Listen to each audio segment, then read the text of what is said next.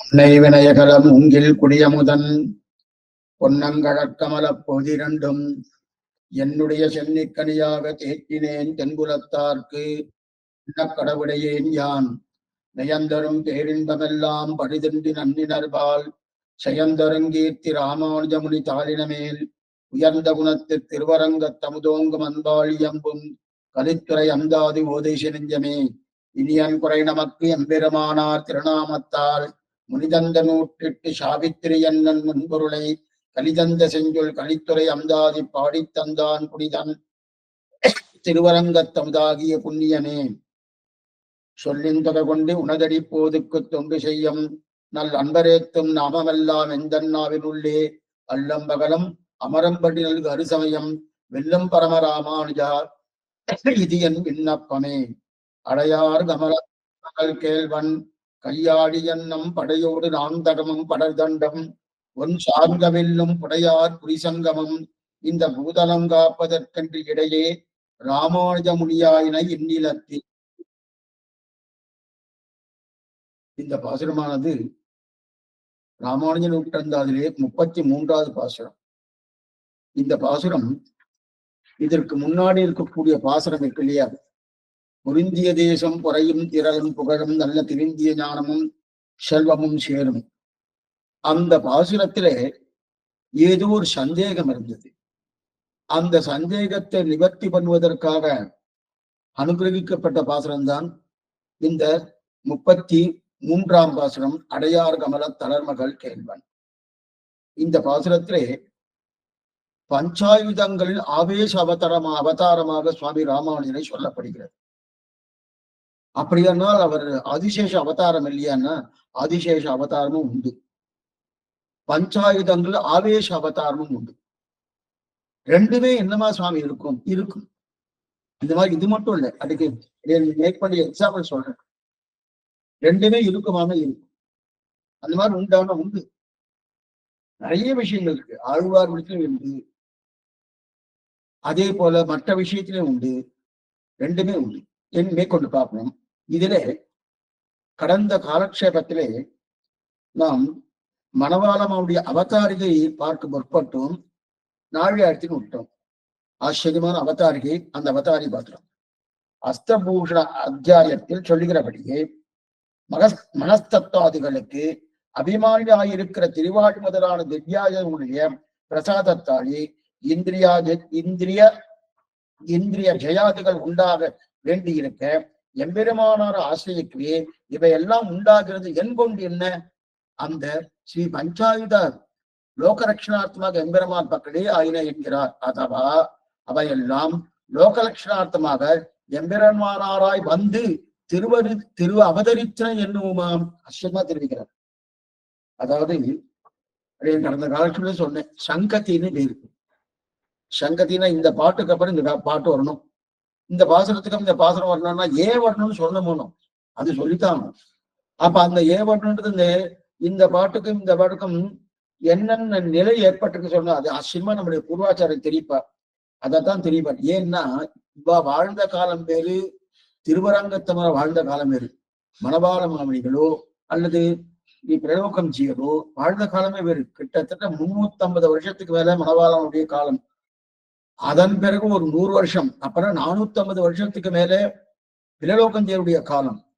இந்த காலமா இருக்க செய்தியும் இவர் என்னமோ நேர காலக்ஷேபம் கேட்ட மாதிரி வந்து இந்த மாதிரி வியாக்கியானம் பண்றாலே என்னமா பண்றாருன்னா, அதற்குத்தான் ஓரான் வழியாய் உபதேசித்தார் முன்னோர். அது ரொம்ப முக்கியம். அந்த பரம்பரை, அந்த ஆச்சாரியன் சேஷன், ஆராயன் சேஷன், ஆச்சாரியன் சேஷன், இந்த பரம்பரை வந்துட்டு இருக்கணும்.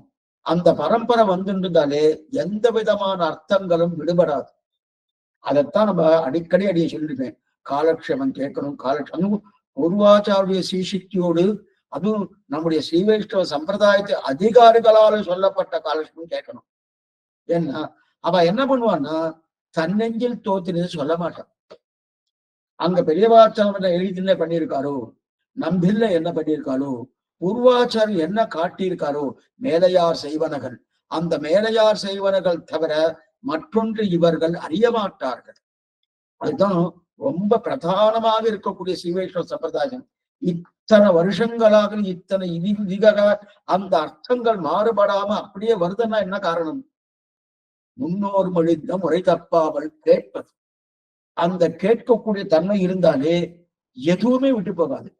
நம்பில்லுடைய இடு வியாக்கியானமே அதேதான். ஏனென்றால் நம்பிள்ளை காலத்துக்கும் சுவாமி நம்மாழ்வார் காலத்துக்கும் கிட்டத்தட்ட 4000 வருஷத்துக்கு மேல வித்தியாசங்கள் உண்டு.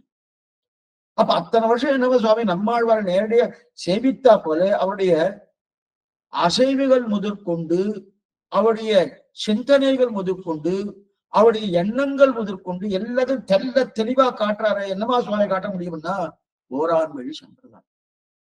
அந்த ஓரான் வழியா உபதேசித்தார் முன்னோர்.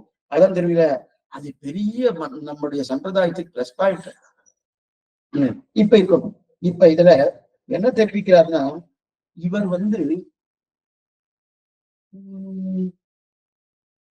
இதுக்கு முன்னாடி பாசனம் பொருந்திய தேசம் எங்கள் ராமானுஜனை அடைபவர்க்கே என்னன்னா, செரிகலியால் வருந்திய ஞானத்தை வன்மையினால் வந்தெடுத்து அளித்த அருந்தவன் எங்களின் ராமானுஜன் அடைபவர்க்கே. அப்படிப்பட்ட அந்த செருகளி, செருகின்ற களி செருகளி, அந்த செருகளியை நல்லா அப்படிப்பட்ட லோகத்தில் இந்த களியை ஒழித்து விட்டாருன்னு பொழிக பொழிக பொழிக போயிட்டு வள்ளியை சாமி ஒழித்தார். சரி சுவாமி, அது ஒழித்ததுக்கு அப்புறம் அதுக்கப்புறம் நம்ம ராமானுஜ திருவடி பத்தினோம். பத்தினதுக்கு அப்புறம் நமக்கு என்ன கிடைச்சது? பொருந்திய தேசம், பொறையும் திரளும் புகழும் நல்ல திருந்திய ஞானமும் செல்வம், இது இத்தனை நமக்கு கிடைச்சது. கிடைச்ச உடனே அங்க இருக்கிற கோஷ்டியார்லாம் என்ன கேட்டா, சுவாமி இதெல்லாம் கிடைக்கிறதெல்லாம் அததுக்கு இருக்கக்கூடிய அபிமானி தேவதைகள் இருக்கணும். தேசு, பொறை, திகழ், புகழ், ஞானம், செல்வம், இதெல்லாம் அததுக்கு அபிமானி தேவதை இருக்கு. அந்தந்த தேவதை தான் கொடுக்கறதுன்னு சொல்லி ஸ்ரீ விஷ்ணு புராணத்துல அஸ்தபூஷண அத்தியாயம்னு பேரு. அஸ்திரபூஷண அத்தியாயம். அந்த அஸ்திரபூஷண அத்தியாயத்துல பூர்ணமா சுவாமி பராசர மகிழ்ச்சி தெரிவிக்கிறார்.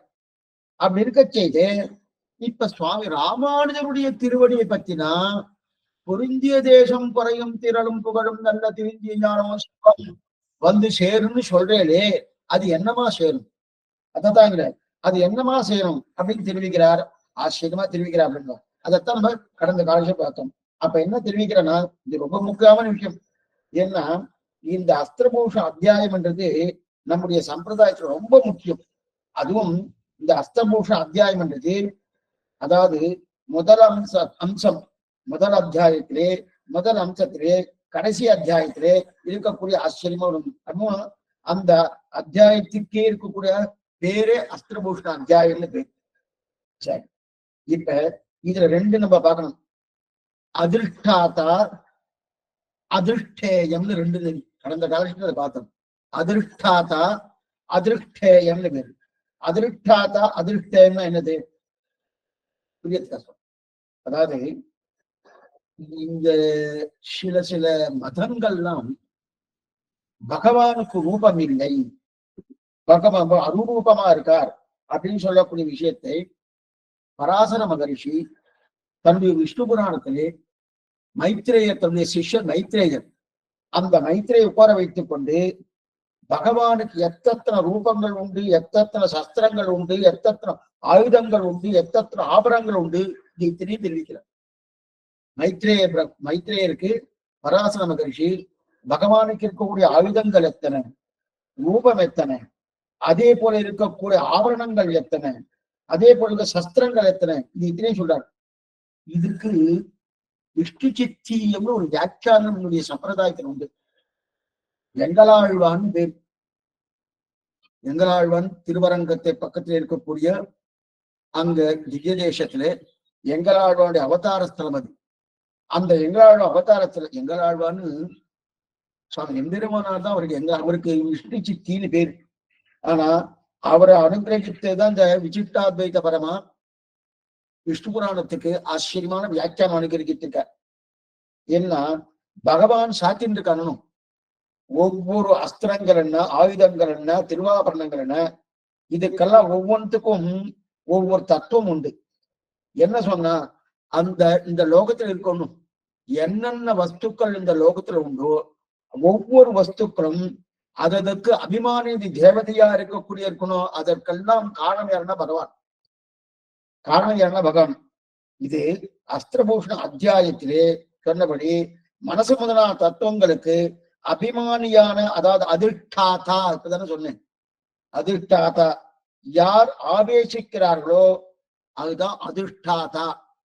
யார் ஆவேசிக்கிறார்களோ, இப்ப நம்ம பார்த்தோம்னா ஆவேச அவதாரம், பஞ்சாயுதங்களின் ஆவேச அவதாரம் சுவாமி ராமானுஜர். அப்ப யார் ஆவேசிக்கிறார்களோ அவருக்கு என்ன பேரு? அதிஷ்டாதான்னு பேரு. அல்லது இப்படி வச்சுக்கோங்க, அதிஷ்டாதா அதிஷ்டேயம் ரெண்டு உண்டு. இப்படி வச்சுப்போம். அதாவது செலுத்துபவன், செலுத்தப்படுவது. இப்படி வச்சுன்னா நல்லா புரியுது. செலுத்துபவன், செலுத்தப்படுபவன். செலுத்துபவன் இவன், செலுத்தப்படுபவன் அவன். அப்படின்னா மனசுன்னு ஒரு தத்துவம் இருக்கணும். கொஞ்சம் நிதானமா கேளுங்க. மனசுன்னு ஒரு தத்துவம் இருக்கணும். அந்த மனஸ்தத்துவம் செலுத்தப்படுவது. அப்ப சக்கராயன்தான் செலுத்த வேணும். மனஸ்தத்துவத்துக்கு அபிமானினி தேவதை சக்கரம். கருதுமிடம் பொருதுபுணல் கை நின்ற சக்கரத்தன் சொல்றோம். அந்த சக்கரத்தாழ்வார் தான் மனஸ்தத்துவத்துக்கு அபிமானி தேவதை. அப்ப சக்கராயன் தான் செலுத்தணும். அப்ப செலுத்த வேதை உபாசனம் பண்ணி ஒரு பிரயோஜனம் இல்லை. அப்ப என்ன, மனசை நான் உபாசனம் பண்ணிட்டு இருக்கேன், அப்ப எனக்கு என்ன நல்லா கிடைக்குமானா கிடைக்காது. அப்ப என்ன, மனசுக்கு உபாசனம் பண்ண வேண்டியது யாரு? சக்கரத்தாழ்வார். அந்த சக்கரத்தாழ்வார் உபாசனம் பண்ணோம்னா அது மனஸ்தத்துவம் பரிபூர்ணமான அனுகிரகம், அவருடைய அனுகிரகத்தால் கிடைக்காது. அப்ப செலுத்தப்படுவதை நாம் நன்னாக நம் வசத்தை கொண்டு வரணும். அப்பன்னா செலுத்துபவரை நோக்கித்தானே தபஸ் பண்ணணும். செலுத்துபவன் யாரு? சக்கரத்தாழ்வார். அப்ப அந்த செலுத்துபவனாக இப்ப மனஸ்தத்துவம் நன்னா இருக்கணும்னு வச்சுக்கோம். அந்த மனஸ்தத்துவம் நன்னா இருக்கணும்னாலே அதுக்கு அபிமானினி தேவதை சக்கரத்தாழ்வார். அந்த சக்கரத்தாழ்வாரை நன்னா போட்டி நம்முடைய வசத்தை கொண்டு வரணும். அப்படி கொண்டு வந்தாதான் அவரை பண்ணி தபஸ் பண்ணி ஆகணும். அப்பதான் சக்கரத்தாழ்வாரையும் சங்கத்தாழ்வாரையும் தபஸ் பண்ண வேண்டியது தானே. இதுக்கு சொல்றேன் இந்த வார்த்தையை. நம்ம ராமானுஜரை அடைபவர்க்கே பொருந்திய தேசம் பறையும் திரளும் புகழும் நல்ல தெரிந்திய ஞானமும் செல்வமும் சேரும் சொல்லிருக்கே. மனசுக்கு அபிமானி தேவதை சக்கரத்தாழ்வார். அவரை சேவித்து அவருடைய அனுகிரகத்தை பெற்றுதான் இதெல்லாம் பண்ணணும். அதை விட்டுட்டு நீங்க என்னமோ ராமானுஜரை பற்றினால் கிடைக்கும் கிடைக்கும் சொல்றேன். என்னமா கிடைக்கும்? ஏன்னா அஸ்திரபூஷண அத்தியாயத்தில் இதுல சொல்லியிருக்கு. ஒவ்வொன்றும் அபிமானி தேவதை இருக்கு. அந்தந்த தேவதையை ஆராதித்தா கிடைக்குன்னு தெரிவிக்கிறீங்க. அப்படி இருக்கச்சே ஆக பஞ்ச ஆயுதங்களின் பிரசாதத்தாலே இந்திரியங்கள் எல்லாம் முதலானங்கள் உண்டாகியிருக்க நல்லா கண்மா சிலண்டா எடுத்துட்டா பண்ண. பஞ்ச ஆயுதங்களுடைய பிரசாதம் 5 ஆயுதங்கள சக்கரம், சங்கு, கதை, வாள், கத்தி இருக்கணும். அப்ப இந்த பஞ்ச ஆயுதங்கள் அனுகிரகத்தால்தான், பிரசாதத்தால் தான் இந்திரியங்கள், நம்முடைய இந்திரியங்கள் இருக்கணும். மனஸ்தத்துவம் முதலான இந்திரியங்கள், அந்த இந்திரியங்கள்லாம் உண்டாயிருக்க. அப்ப இப்ப மனஸ்தத்துவாதிகள் என்றார் இல்லையா? அப்ப அதாவது என்னன்னா, இவன் மனஸ்தத்துவாதிகள்னு சொல்றார். எடுத்துக்கணும். மனஸ்தத்துவாதிகள் மனசை மட்டும்தான் சொல்லியிருக்காரு. ஆதின்னு போட்டுட்டார். ஆதின்னு போட்டாலும் நம்ம எல்லாரும் எல்லா இந்திரியும் சேர்த்துக்கணும். மனசென்ன, கண்ணென்ன, வாயென்ன, மூக்கென்ன, செவி என்ன, இந்த இந்திரியங்கள் பஞ்ச ஞானேந்திரியங்கள் இருக்கணும். அந்த பஞ்ச ஞானேந்திரியங்களும் சேர்க்கணும். சரி, அதான் மனவாழ்மை என்ன போட்டுட்டோம்னா, மனஸ்தத்வாதிகளுக்கு அபிமானிகளாய் இருக்கக்கூடிய திருவாழியாழ்வான் முதலான திவ்யாயுதமுள்ள பிரசாதத்தாலேன்னு எடுத்துட்டார் அவதாரிகள் மனவாழ்மை. அப்ப மனஸ்தத்துவம் அபிமானி தேவதை. இதுக்கு மனஸ்தத்துவம் அபிமானி இல்லை, சக்கரத்தாழ்வார் தான் மனஸ்தத்துவத்துக்கு அபிமானி. சரி, அப்படி இருக்க செய்து இவர் என்ன போட்டிருக்காரு? மனஸ்தத்வாதிகளுக்குன்னு போட்டிருக்காரு தன்னுடைய கிரந்தத்துல. மனஸ்தத்வாதி. அப்ப மனசு தத்வாதி. ஆதி சப்தத்துக்கு என்ன பண்ணும்? இந்த ஆறையும் சேர்த்துக்கணும். எந்தெந்த ஆறையும் சேர்த்துக்கணும்? பொருந்திய தேசி, பொறை, திரள், புகழ், நல்ல திருந்திய ஞானம், செல்வம், இந்த ஆறையும் சேர்த்துக்கணும் இல்லையா? இதற்குதான் ஆதின்னு பேரு. அதனால மனஸ்தத்வாதி. அப்ப இது ஒவ்வொன்றும் ஒவ்வொரு அதிஷ்டாதாவை இதை எடுத்துக்கொள்ளும். இந்த ஆறு இருக்கணும், தேசு ஒண்ணு எடுத்துக்கணும், திறன் ஒண்ணு எடுத்துக்கணும், ஞானம் ஒண்ணு எடுத்துக்கணும், செல்வம் ஒண்ணு எடுத்துக்கணும். அந்த மாதிரி ஒவ்வொரு தத்துவமும் ஒவ்வொரு அதிஷ்டாதாவை தேர்ந்தெடுத்துக்கணும். அப்ப ஒவ்வொரு அதிஷ்டத்தை இஷ்டயத்தை எடுக்கணும். ஆனா முன்பாட்டு நம்ம ஆறு சொல்லியிருக்கோமோ, பொருத்திய தேசி குறையில் திரள் பிறந்த ஆறு சொல்லியிருக்கோமோ, அந்த ஆறை இங்க நம்ம எடுத்துக்கணும். அந்த ஆறை இவர் சொல்லிய சுவாமி மனஸ்தத்வாதிகளுக்குன்னு போட்டுக்காருன்னா, அந்த மனசு தத்துவம் மனஸ்தத்துவம்னு போட்டா பரவாயில்ல, மனஸ்தத்வாதிகள்னு போட்டுக்காரு. அப்ப ஆதி சப்தத்துக்கு மத்த அத்தனையும் எடுத்துக்கணும். மத்த அத்தனை என்னன்னா, நமக்கு என்னென்ன ஞானேந்திரங்கள் உண்டோ அந்தந்த ஞானேந்திரர்களுக்கு உண்டான அபிமான தேவதையுடைய அனுகிரகத்தால் தான் நாம் அதை பெறறமே தவிர, என்னமோ ராமானுஜருடைய திருவிடி படிந்தா உங்களுக்கு கிடைக்கும் கிடைக்கும் சொல்லிட்டு என்னமா கிடைக்கும்னு கேள்வி. அதுதான் கேள்வி. சரி சுவாமி, அந்த மனஸ்தத்துவாதிகள்னு சொல்ல முடியுமா? அதை அந்த ஆரையும் எடுத்துக்க முடியுமான்னு எடுத்துக்கலாமே. இது ஒரே ஒரு எக்ஸாம்பிள் சொல்றேன். என்னன்னா, ஆச்சாரியதே ஒரு கிரந்தம். அந்த கிரந்தத்துல நமக்கு அர்த்த பஞ்சகம் கேள்விப்பட்டிருக்கணும். பரமாத்ம ஸ்வரூபம், ஜீவாத்ம ஸ்வரூபம், உபாய ஸ்வரூபம், விரோதி ஸ்வரூபம், புருஷார்த்த ஸ்வரூபம்னு 5 விலை. அதுக்கு அர்த்த பஞ்சகம் இருக்கு. ஏன்னா அந்த அர்த்த பஞ்சக ஞானம் இருந்தாதான் மோட்சம் இருக்கும். அந்த அர்த்த பஞ்சகத்துக்கு ஆச்சாரியத்துல அழகிய மணவாள பெருமாள் நாயனார் திருவாய்மொழியிலிருந்து 4 திருவாய்மொழியாக ஒவ்வொரு நிலைக்கும் ஒவ்வொரு எடுத்திருக்காரு. அப்படின்னா பரமாத்ம சுரூபத்துக்கு 4 திருவாய்மொழி, ஜீவாத்மா சுரூபத்துக்கு 4 திருவாய்மொழி, உபாய சுரூபத்துக்கு 4 திருவாய்மொழி. புரியத்துக்காக சொல்றேன். உயர்த்தின் அணை ஒன்று, இது பரமாத்ம சுரூபம். வீடு சொன்னால் ஒரு கொண்ட, இது விரோதி சுரூபம். பயில் ஏறு கண்ணு கரு, இது புருஷார்த்த சுரூபம். அதே போல எம்மாய் ஒழுவில் நெடுவை, இது புருஷார்த்த சுரூபம். அப்படின்னு இருக்க அப்படி இருக்க செய்த அதுல ஒரு நோற்ற நாடுன்னு ஒண்ணு சொல்லுவார்.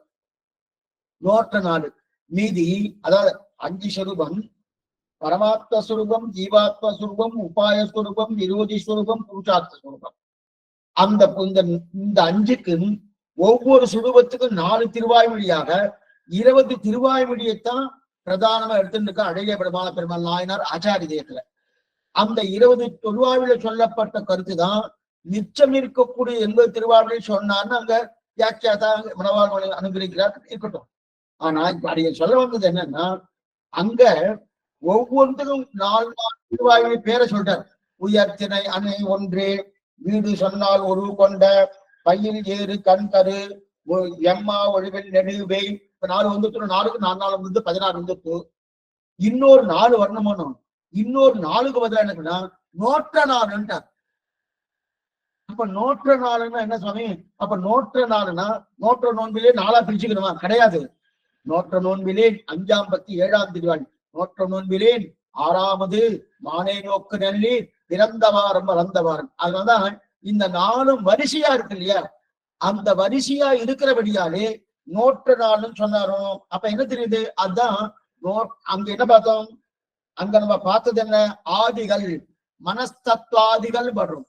அந்த ஆதியை போலே அதே போல இங்கேயும் நோற்ற நாளும் சொன்னதுக்கு அதுக்கப்புறம் இது சொல்லலையே சுவாமி, 6ஆவது சொல்லலையே, மானை நோக்கு நல்ல சொல்லலையே, பிறந்த வாரம் சொல்லலைன்னா சொல்ல வேண்டிய அவசியம் இல்லை. அதான் நோற்ற நாளும் அதோட வரிசையா வந்துருத்தணும். அதனால அந்த மாதிரி போட்டார். அதே போலதான் இங்க மனஸ்தத்வாதிகள் சொன்னார். சரி சுவாமி, அப்படி மனஸ்தத்வாதிகள் சொன்னாரணும். சரி, அதே போல இப்ப இவருக்கெல்லாம் எம்பெருமான ஆசிரியத்தால் இவையெல்லாம் கிடைக்கும் என்றாரே, அது எதனால சொன்ன? விஷ்ணு புராணமும் அந்தந்த அபிமான தேவதையை ஆசிரியத்தான் கிடைக்குன்னு சொல்றது. எம்பெருமானாரை ஆசிரியத்தாலே கிடைக்குன்னு சொல்றாளே அப்படின்னு எதனால கேட்டுட்டு, இப்ப பஞ்சாயுதங்களும் எம்பெருமான பத்திர சேர்ந்தன. எதற்குன்னா லோக சம்ரக்ஷணமாக பஞ்சாயுதங்களும் அப்புறம் சக்கரம் என்ன, சக்கரத்தாழ்வா என்ன, செங்கத்தாழ்வா என்ன, கதை என்ன, அதுபோல சாந்தம் என்ன, அதுபோல நாந்தகம் என்று சொல்ற கட்சி என்ன, இதெல்லாமே என்ன, எல்லாமே எம்பெருமாட்ட சேர்ந்தன. ஏன்னா அந்த மாதிரி சேருவா சுவாமி சேர்ந்திருக்கானா? இப்ப மணவாளமா என்ன சொல்றீங்க சுவாமி?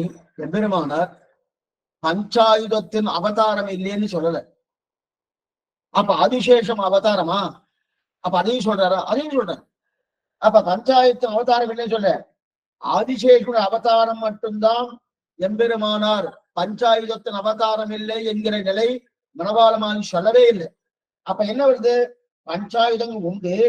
அந்த பஞ்சாயுதம் என்ன? லோக ரட்சணார்த்தமாக எம்பெருமானாரிடத்திலே வந்து சேர்ந்தன. இந்த பஞ்சாயுதங்களும் லோக ரட்சணார்த்தமாக எம்பெருமானாடு வந்து சேர்ந்தன. சரி சுவாமி, அந்த மாதிரி சொல்லலாமா? இத்தாடி ஆரம்பத்துல சொன்னேன். இப்ப எம்பெருமானாருடைய அவதாரம் ஆதிசேஷன், எம்பெருமானாருடைய ஆவேச அவதாரம் பஞ்சாயுதங்கள், இது ரெண்டும் சொல்லலாமா? அதத்தானே சொல்றாரு. ஆமா. அப்ப எம்பெருமானுடைய ஆவேச அவதாரம் பஞ்சாயுதங்கள் ஆவேச அவதாரம் தான் எம்பெருமானார், பஞ்சாயுதங்கள் ஆவேச அவதாரம் தான் எம்பெருமானார். சரி, அதே போல எம்பெருமானார் ஆதிசேஷ அவதாரம் ரெண்டுமே சொல்லலாமா? சொல்லலாம்.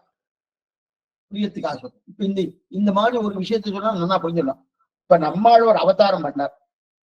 அவதாரம் பண்றதுக்கு முன்னாடியே திருப்புலி ஆழ்வார், அந்த மரபு இருக்கணும், திருப்புலி மரம், அந்த திருப்புலி ஆழ்வார் அங்க வந்து சேர்ந்தாச்சு. அவர் தான் திருவனம் தாழ்வார்னு பேர்.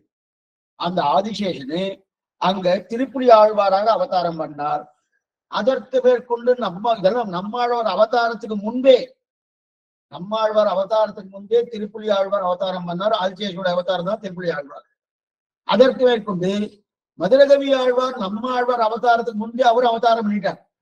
அவர் கருடனின் அம்சமாக அவதாரம் பண்ணார். அதற்கு மேற்கொண்டு விக்ஷேனரின் அம்சமாகத்தான் நம்மாள் திருவவதாரம் பண்ணார் அப்படின்னு சொல்றார்.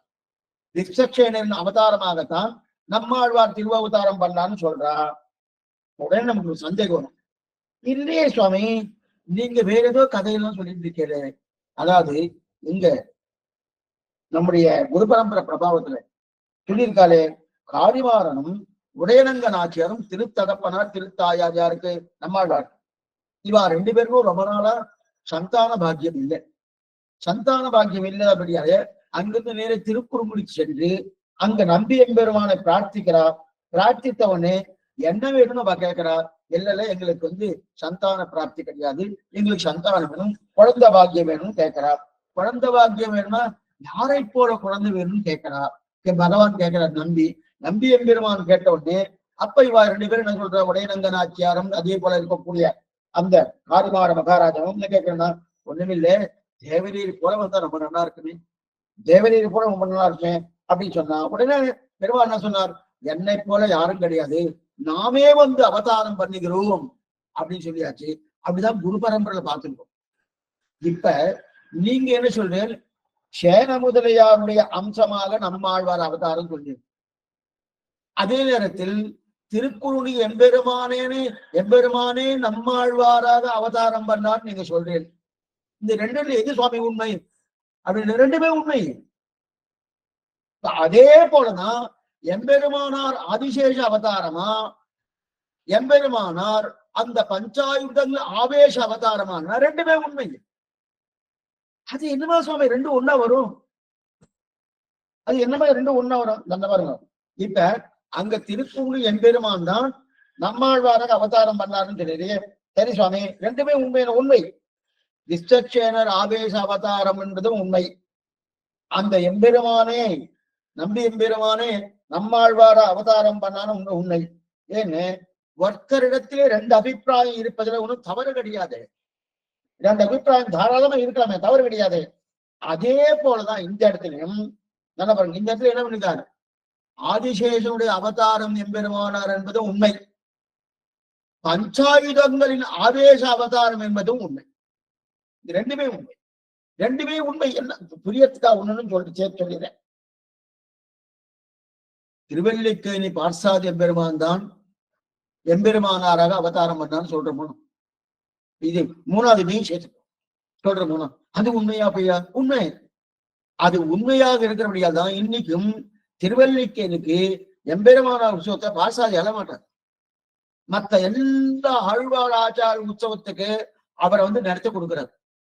அதே எம்பெருமானார் உற்சவம் நடக்கிறது சித்திரை திருவாதிரை, அவரை எழ மாட்டார்.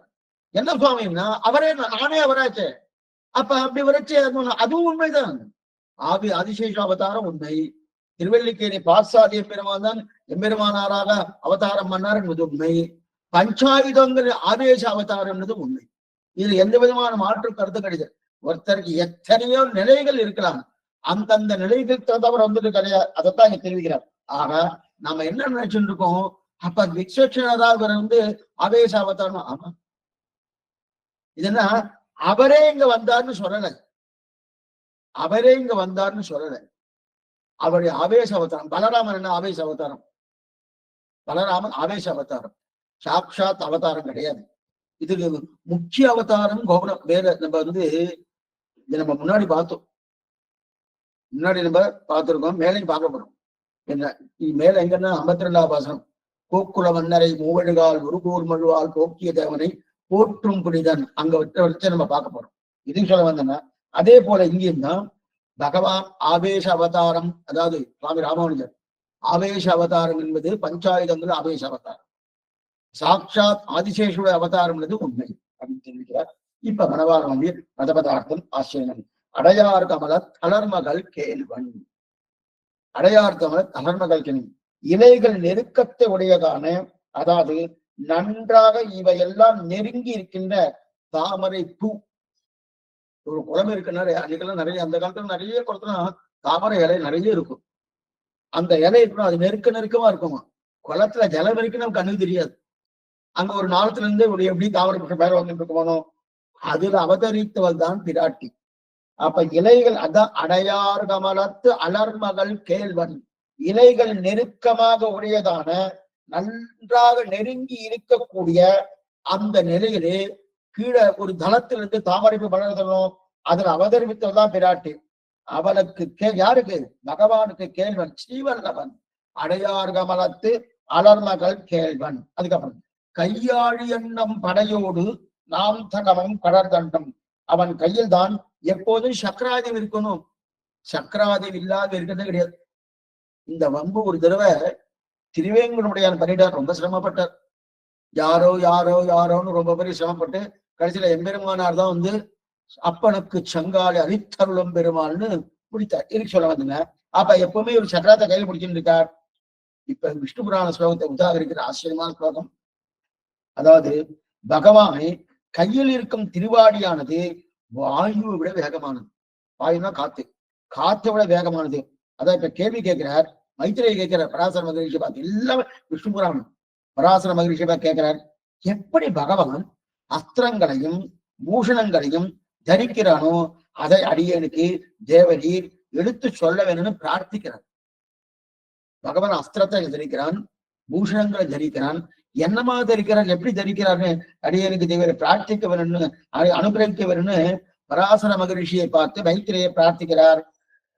அப்ப மைத்திரையை இருந்து பராசர மகரிஷி கேட்கிறோம் சொல்றார், எனக்கு வசிஷ்டாச்சாரி என்னென்ன அர்த்தத்தை கொடுத்தாரோ அது அத்தனை அர்த்தங்களையும் உனக்கு சொல்லிக் கொடுக்குறேன் அப்படின்னு தெரியுங்கன்னா, உனக்கு நான் அத்தனை அர்த்தம் தெரிவிக்கிறேன் அப்படின்னு சொல்லி வசிஷ்டாச்சாரிய நமஸ்காரம் பண்ணிட்டு மேற்கொண்டு அவர் சொல்லும் போதெல்லாம் அந்த விஷ்ணுவாக இருக்கக்கூடிய ஸ்ரீமன் நாராயணே அப்பப்படி நமஸ்காரம் பண்ணிட்டு வசிஷ்டாச்சாரிய நமஸ்காரம் பண்ணிட்டு அதை உனக்கு நான் சொல்றேன்னு இருக்கார்.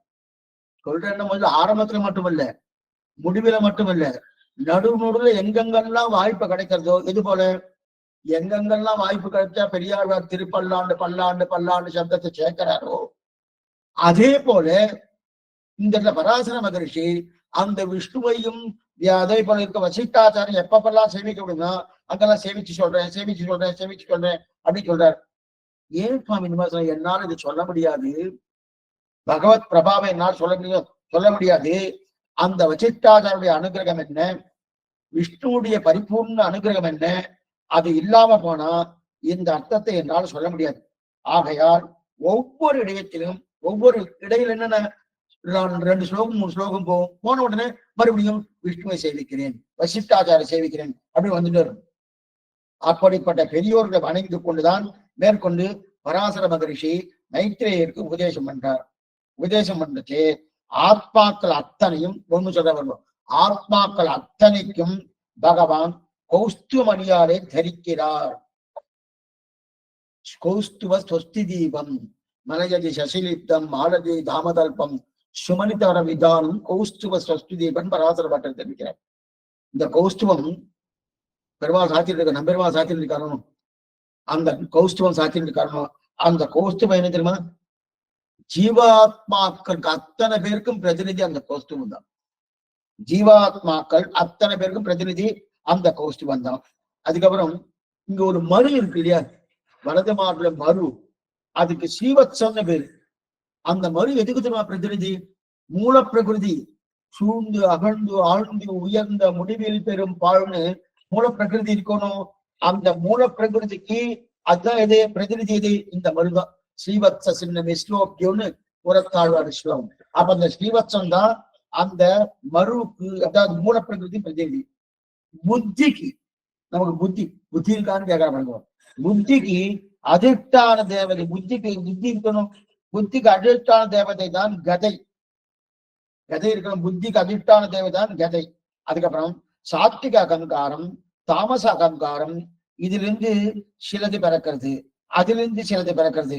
இதெல்லாம் இதிலே தாமச அகங்காரத்தை தான் சங்கரூபத்தோடையும் தாமச அகங்காரம் இருக்கணும். தாமச அகங்காரத்திலிருந்தா சங்கமே பிறக்கிறது. அதே போல சாத்விக அகங்காரத்திலிருந்தா சார்ங்கம் பிறக்கிறது. சார்ங்க ரூபமே சாத்விக அகங்காரம்.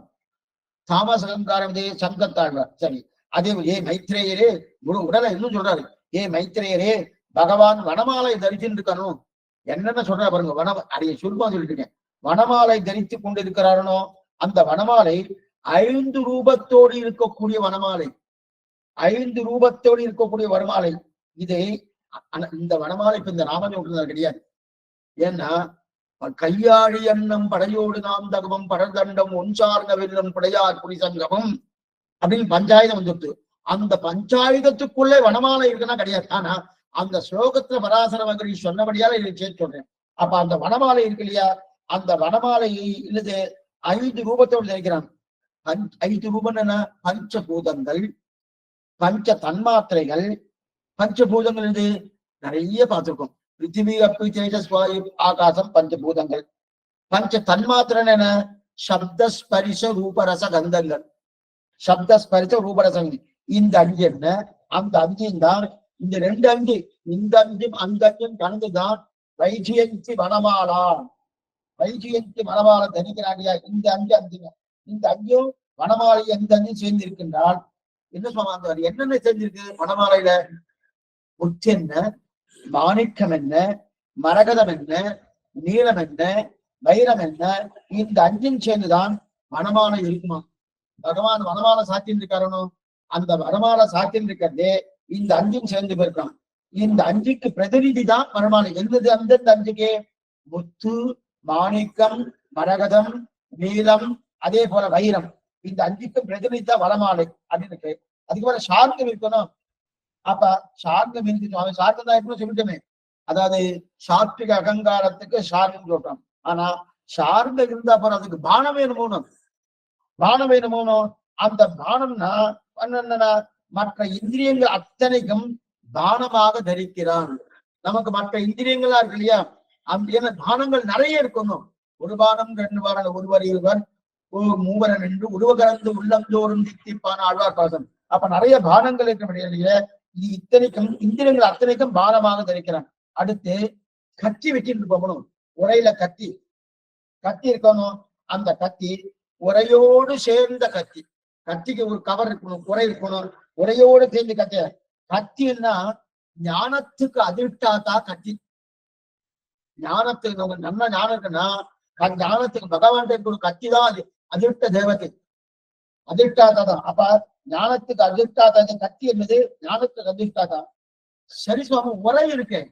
கத்தியில வந்து ஒரு உரையில போடுறோம், அந்த உரை இருக்கணும். அந்த உரைதான் அஜ்ஞானம்.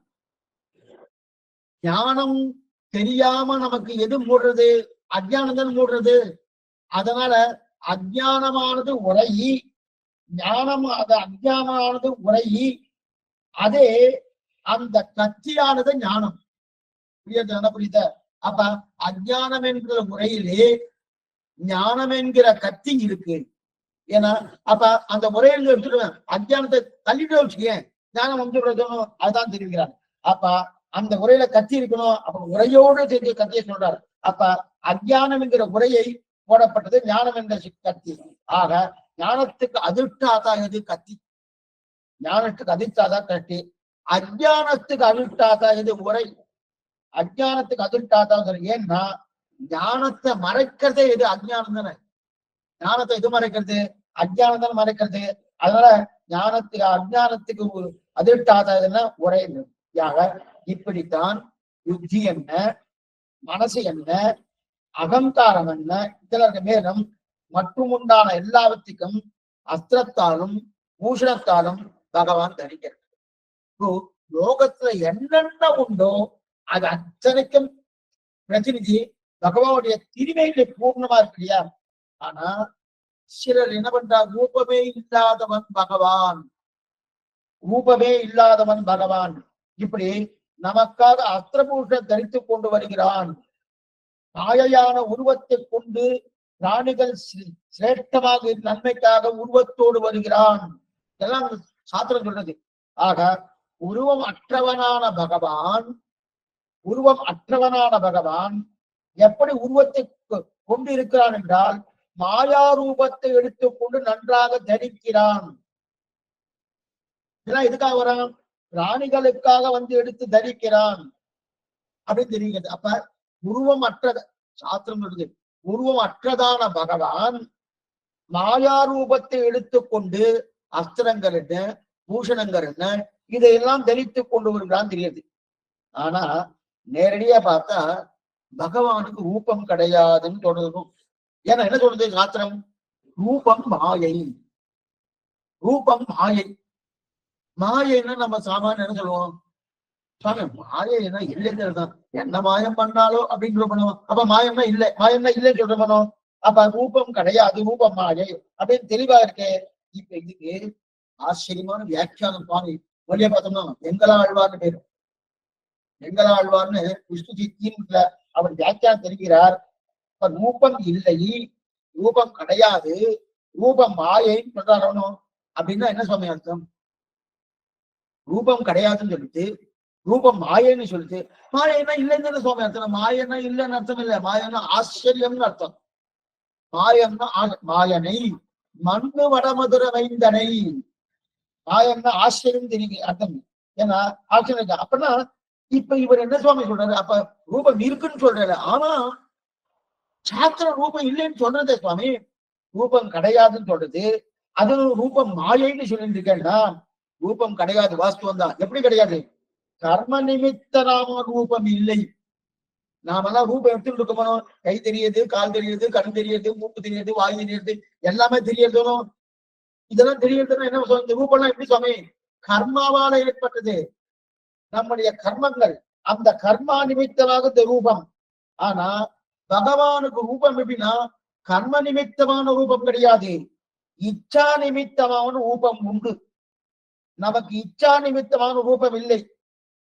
பகவானுக்கு இச்சா நிமித்தமா அவன் பார்த்து எனக்கு இந்த ரூபம் வேணும் அப்படின்னு நினைக்கிறானோ, இச்சா நிமித்தமான ரூபம் உண்டு. கர்மம் வந்து எடுக்க வேண்டிய அவசியம் பகவானுக்கு கிடையாது. கர்மம் இருக்கா? நான் கர்மா நித்தியந்தே, கர்மம் அவனை தீண்டாது, நமக்கே தீண்டாது. எப்பதையுமா சிவ அபகத பாப்மா விஜரகா விமுக்திகா விஜிகிச்சகா அபிபாசகா சத்தியகாமகா சத்தியசங்கல்பகா என்று சொல்லக்கூடிய நமக்கே இந்த கர்மங்கள் தீன்றது கிடையாது. அங்க போய் வச்சனா அப்ப அவனுக்கு எப்போதுமே தீண்டாது. எந்த நிலையுமே பகவானுக்கு கர்மங்கள் தீண்டா கர்ம. அதனால கர்ம ரூபமான ரூபம் இல்லைன்னு சொல்லிட்டே தவிர ரூபமே இல்லைன்னு சொல்லல. இப்ப நமக்கெல்லாம் ரூபம் இருக்கு. என்னமா இருக்கு? கர்மத்தினுடைய ரூபம். அப்படிப்பட்ட ரூபம். சரி சுவாமி, சரி இது இருக்குன்னா அப்ப இவ்வளவு இது இருக்கு அப்படின்னு அவசியம் இல்லை சுவாமி. நேர ரூபம் இல்லைன்னு சொல்லியிருக்கேன்னா அப்ப அந்த இடத்துல பாருங்க அப்படி கேட்கிறாங்க. நேர ரூபம் இல்லைன்னு சொல்லியிருக்கேன் சுவாமின்னா ரூபம் இல்லைன்னு சொல்லிட்டு நீங்க சொல்லிட்டு சொல்லணும். அதுக்கு நான் சமாதானம் சொல்றேன். என்னன்னா இப்ப கை இவ்வளவு நன்னா இருக்கு, கால் இவ்வளவு அழகா இருக்கு, தோள்பட்டை இவ்வளவு அழகா இருக்கு, அது மாதிரி கண்கள் எவ்வளவு அழகா இருக்கு. தசேதா கப்பியாசம் பொன்னரீக வேபபக்ஷினி, கண்கள் எவ்வளவு அழகா இருக்கு. இதெல்லாம் சொல்லிட்டு இதெல்லாம் பாருங்க, இதெல்லாம் சொல்லிட்டு சுவாமி அவருக்கு ரூபே இல்லை. அவருடைய கைகள் ரொம்ப நன்னா இருக்கு சுவாமி, அவருடைய கால்கள் ரொம்ப நன்னா இருக்கு சுவாமி, அவருடைய கண்கள் ரொம்ப நன்னா இருக்கு சுவாமி, அவருடைய தலையை பார்த்தாலே எவ்வளவு அழகா இருக்கு தெரியுமா அப்படின்னு சொல்லிட்டு, அப்படிப்பட்ட ரூபம் இல்லைன்னு சொன்னா என்னதான் வச்சுக்கலாம். அப்ப சாஸ்திரம் என்ன சொல்லிருக்கணும்? கையில்லே காலில்லே வாயில்லே மூக்கில்லே கண்ணு இல்லைன்னு சொல்லியிருக்கமானோ. கையுடைய அழக சொல்றது, காலுடைய அழக சொல்றது, திருமேனி பூர்த்திய என்ன அழகு நீலமேனி ஐயோ இத்தனை அழக கெடுத்து அவனுக்கு ரூபமே இல்லைன்னு அதே சாஸ்திரம் சொல்றது. அப்படின்னா என்ன அர்த்தம்? எல்லா அவயவங்களும் சொல்லிட்டு, நல்லா பாருங்க, எல்லா அவயவங்களும் சொல்லிட்டு அந்த அவயவங்கள் இருக்கக்கூடிய அவருக்கு ரூபம் கிடையாதுன்னு சொன்னா பொருத்தலையே சுவாமி. ஒண்ணு அவயவங்கள் கை கால் மூக்கு இதெல்லாம் சொல்லாம இருந்திருக்கணும். சொல்லாம ரூபமே இல்லைன்னா ரூபம் இல்லைன்னு ஒத்துக்கலாம். இதெல்லாம் என்ன அழகா இருக்கு, என்ன அழகா இருக்கு, என்ன அழகா இருக்குன்னு சொல்லிட்டு ரூபம் இல்லைன்னு சொன்னா என்ன அர்த்தம்? நம்ம வியாக்கியாத்தம் எடுக்கிறாய். அதுதான் என்ன அர்த்தம் தெரியுமா? கர்மாதீனமான ரூபம் இல்லை, இச்சாதீனமான ரூபம் உண்டு. அதான் முக்கியம். ரூபமே இல்லைன்னா அப்ப கை கால்கள் என்ன அழகா இருக்குன்னு சொல்லியே இருக்கப்படாது. அது சொல்லியிருக்க சாத்திரம் தெரியுது இல்லையா? அது சொல்லியிருக்கு இல்லையா? அப்படிப்பட்ட அப்பனா அந்த இது எப்படின்னு அர்த்தம்? கர்மாதீனமா இல்லை என்று அர்த்தமே தவிர இல்லையே இல்லை என்று அர்த்தம் கிடையாது. அப்படிப்பட்ட மூர்த்தி உடையவை, மூர்த்தி இல்லாதவை, உருவம் உள்ளவை, உருவம் இல்லாதவை. அப்ப இங்கு இருப்ப அங்கு இருப்ப எல்லாருக்கும் ஊர்ல எத்தனை பேர் இருக்கானோ உருவம் இல்ல, உருவம் இருப்பதாகவும் இருக்கலாம், உருவம் அற்றதாகவும் இருக்கலாம், உருவம் இருப்பதாகவும் இருக்கலாம், உருவம் அற்றதாகவும் இருக்கலாம், உருவத்தோடு இருக்கலாம். எதுவாக இருந்தாலும் எல்லாத்துக்கும் பிரதிநிதி பகவானுடைய திருமேனியில பூர்ணமா இருக்கு இல்லையா அப்படின்னு இருக்கிறாய். இது அத்தனைக்கும் அவனுக்கு ஜெகத் சர்வம் சரீரம் அடிக்கடி அது சொல்லிட்டே இருக்க. ஜெகத் சர்வம் சரீரம் தே. ஆக இது இத்தனையும் பகவானுக்கு சரீரம் என்றே சொல்லி அந்த அத்தியாயத்தை முடித்தார். இப்ப நமக்கு என்ன சந்தேகம் வரும்னா, சரி சுவாமி மாயா ரூபம்னு சொல்லி இருக்கேன், மாயா ரூபம் சொல்லிட்டு உலகத்துல உள்ளது இல்லாதது இது இத்தனையும் பார்த்தா அது அத்தனையும் அவனுக்கு சரீரம் சொன்னார். சுவாமி இப்ப சரீரம் உண்டுன்னு எடுத்துக்கொள்றதா அல்லது சரீரம் இல்லைன்னு எடுத்துக்கொள்றதான்னா உண்டு என்பதுதான் உண்மை. ஏன்னா மாயா ரூபம்னு சொல்லி தோணும். இந்த சாஸ்திரத்தை பார்த்தாலே இந்த சந்தேகம் உண்டு. ஆனா சாஸ்திரம் தவறா சொல்லல, அது சரியா புரிஞ்சுக்கணும். அது புரிஞ்சு கொள்வதற்கு உண்டான ஒரு ஆற்றல் நம்மகிட்ட கிடையாது. அதனாலதான் ஆழ்வார்கள் பாசனம் வந்ததுக்கு காரணமே வேதம் தமிழ்செய்த மாறன் தெல்ல தெளிவா காட்டணும். ஏன்னா சாஸ்திரம் எல்லாருக்கும் பொதுவா சொல்லும். ஆனா ஆழ்வார்கள் பாசனமோ இது விசிஷ்டாத்வைத்தம் அப்படின்னு சொன்னோம். அப்ப சாஸ்திரத்தில் சொல்லப்பட்ட கருத்தை நல்லா தெரியாத மரநிறங்களை தெளிகின்றோமேன்னு தெரிவிக்கிறார் வேதாந்த தேசிகன். இது சொல்ல வந்தேன்னா அப்படி இருக்குது. இப்ப சரீரம், அப்ப மாயா சரீரம் சொல்லினதுக்கு அப்புறம் சரீரம் உண்டா இல்லையா, சரீரம் உண்டா இல்லையான்னா நிச்சயமா சரீரம் உண்டு என்பதுதானே. அப்ப கீழே ஏன் ரூபம் இல்லைன்னு சொன்னதுன்னா, அப்ப கீழே ரூபம் இல்லைன்னு சொல்லித்தணும், மாயா ரூபம் சொல்லித்தணும். எதனால சொல்லித்தனா, கர்மம் உந்த ரூபம் பகவானு கிடையாது. நாமெல்லாம் கர்மத்தால ரூபம் எடுக்கிறோம். பாம்போ பள்ளியோ தேரோ என்னென்ன உண்டோ என்னென்னோட அத்தனை ரூபங்களும் கர்மத்தால. ஆனா பகவானுக்கு கர்மத்தால ரூபம் உண்டானா கிடையாது. இச்சாதீனமாக பிறக்கிறான். இத கண்ணனே தெரிவிக்கிறான். அஜோபிசன் இதெல்லாம் உடல் தூய்மை, உள்ள தூய்மை, ஆத்ம தூய்மை. அதை நம்ம பார்த்துருக்கோம், நிறைய பார்த்துருக்கோம். அஜோபிசன் அவ்யஜாத்மா பூதானாம் ஈஸ்வரோபிசன் பிரகிருதிம் சுவாம் அதிட்டாய சம்பவாம் ஆத்மமாயையா. ஆச்சரியமா இருக்கு, கண்ணனை தெரிவிக்கணும். இந்த இடத்துல ஆத்மமாயையா சம்பவாமின்னு வேணும்னு எங்கேயும் சப்தத்தை போட்டுட்டார். ஆத்மமாயையா சம்பவாமின்னு போட்டுட்டாரியா. மாயையால் பிறக்கிறேன் என்றாலே மாயா என்கிற சப்தத்துக்கு என்ன அர்த்தம்? மாயையால் பிறக்கிறேன், மாயையால் ரூபமே இல்லாம பிறக்கிறேன்னு சொல்ல, மாயையால் பிறக்கிறேன். அப்ப மாயைன்னா இல்லாமல் பிறக்கிறேன். பொருந்தலையா? அப்ப மாய சப்தத்துக்கு என்ன அர்த்தம்? மாயாவீனம் ஞானம்னு சொல்றாரு. ஆச்சரியம்.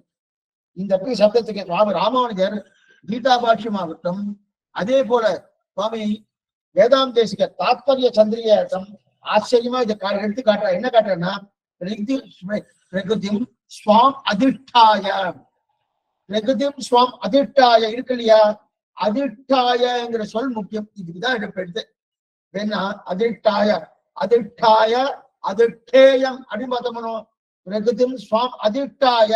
அப்ப எதை வைத்துக் கொண்டு தான் இத்தனை நாள் பேசினமனோ அதிஷ்டாதா பகவான், அதிஷ்டாதா பகவான், அதிஷ்டேயம் இந்த பிரகிருதி அத்தனையும் அதிஷ்டேயம். அப்ப இந்த பிரகிருதி அத்தனைக்கும் பகவான் அதிஷ்டாதாவா இருக்கான். அதிஷ்டேயம் இந்த பிரகிருதி அத்தனையும் அப்படின்னு. அப்ப இந்த பிரகிருதியைத்தான் மாயைன்னு சொன்னாரே தவிர, சரி சுவாமி மாயைன்னு சொன்னா அது வந்து பொய் மெய், மாயனா பொய்ன்னு சொல்லலாம், மெயில் எதோ சொல்லல, அப்படி அது காரணம் இல்லை. மாயன்னு சொன்னால ஆச்சரியம்னு பேர். ஆச்சரியம், ஆச்சரியம் என்பத மாயம். மாயா வையனம் ஞானம் தெரிப்பர். மாயா வையனம் ஞானம் இது இத்தனையும் பூதமாக இந்த பிரகிருதியை பற்றி சொல்லப்படுகிறது. ஆச்சரிய பூதம், ஆச்சரியமாக பகவானுக்கு இதெல்லாம் பிரதிநிதியா இருக்குது. சரி, அப்ப இப்படி அஸ்திரபூஷ அத்தியாயத்தில் பகவான் தானம் இது இத்தனையும் தரிக்கிறான். சரி சுவாமி, கீழே இருக்கிற ஒவ்வொன்றுக்கும் பிரதிநிதித்துவம் எது? எம்பெருமானிடத்தில் உண்டு, பகவானிடத்தில் உண்டு. கீழே எது? பொருந்திய தேசம் பறையும் திரளும் புகழும் நல்ல திருந்திய ஞானம் செல்வம் இது உண்டு சாய்த்தார். அப்புறம் மேல முதல்ல எடுக்கணும்.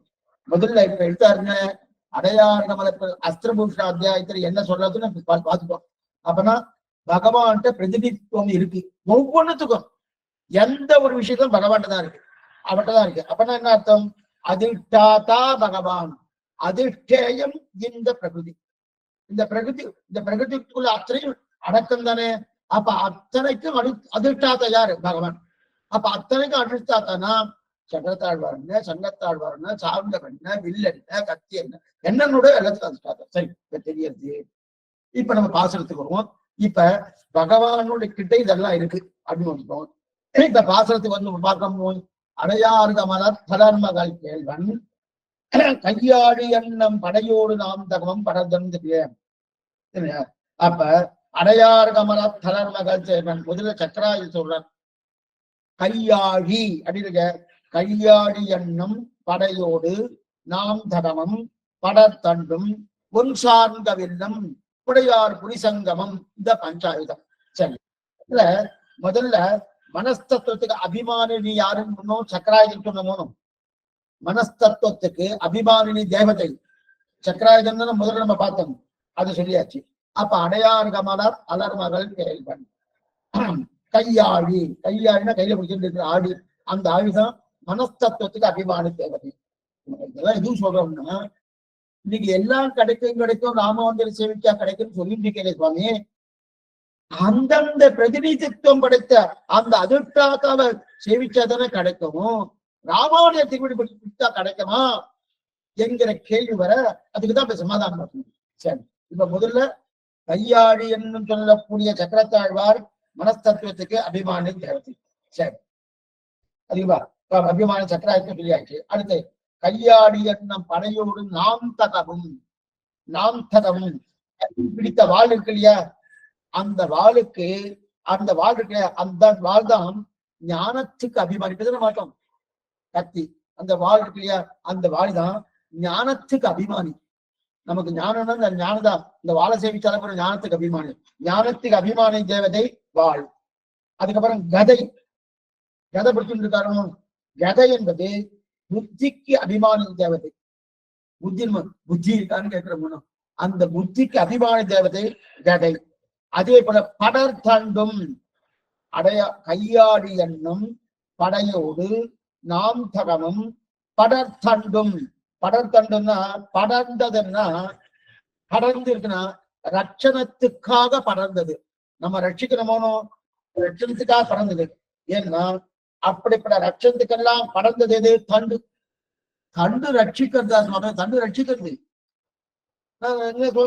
தண்டு மாதிரி கேள்விப்பட்டதுன்னா எப்படி பின்னாடி பார்ப்போம். சரி, அடுத்து இந்திரியங்களுக்கெல்லாம் காரணம் சாத்விக அகங்காரம். நம்முடைய இந்திரியங்கள் இருக்கு இல்லையா, சாத்விக கர்மேந்திரியங்கள், ஞானேந்திரியங்கள், மனசத்துவ பதம் இருக்கணும். நிறைய பார்த்துருக்கோம். யதீந்திர மத தீபிகாவை தானே நிறைய பார்த்துருக்கோம். கர்மேந்திரியங்கள் 5, ஞானேந்திரியங்கள் 5, மனத்தத்துவம் 1, மொத்தம் 11 இன்பத்துக்கணும். இதெல்லாம் சாத்விக அகங்காரம். இந்த சாத்விக அகங்காரம் இல்லையா, இந்த சாத்விக அகங்காரம் காரணம். பஞ்சபூதங்களுக்கும் பஞ்ச தன்மாத்திரைகளுக்கும் தாமச அகங்காரம் காரணம். தாமச அகங்காரத்திலிருந்து 10 விஷயங்கள், சாத்விக அகங்காரத்திலிருந்து 11 விஷயங்கள். அதே ராஜச அகங்காரம் என்ன சுவாமி பண்ணோம், ராஜசாங்க ஒண்ணு மனது அப்படி மேற்பார்வை பார்க்கும். அப்படி இருக்கச்சே சாத்விக அகங்காரம் கர்மேந்திரியங்கள், ஞானேந்திரியங்கள், மனத்தத்துவம். அதே போல சாத்விக பஞ்சபூதங்கள் பஞ்சம், தாமச அகங்காரம் பஞ்சபூதங்கள் பஞ்ச தன்மாத்திரைகள். தாமச அகங்காரம் இது பாஞ்சத்தையும் சாத்விக அகங்காரத்து சாரணம். தாமச அகங்காரத்து பாஞ்சசன்யம், முன்னாடி பார்த்துக்கணும். பாஞ்சசன்யம் என்று சொல்லக்கூடிய சங்கத்தாழ்வார் கிடையாது, அது தாமச அகங்காரத்துல இருக்காரு. அதுக்கு மேலே சாத்விக அகங்காரத்துல சாங்கன்னு பார்த்தோம்.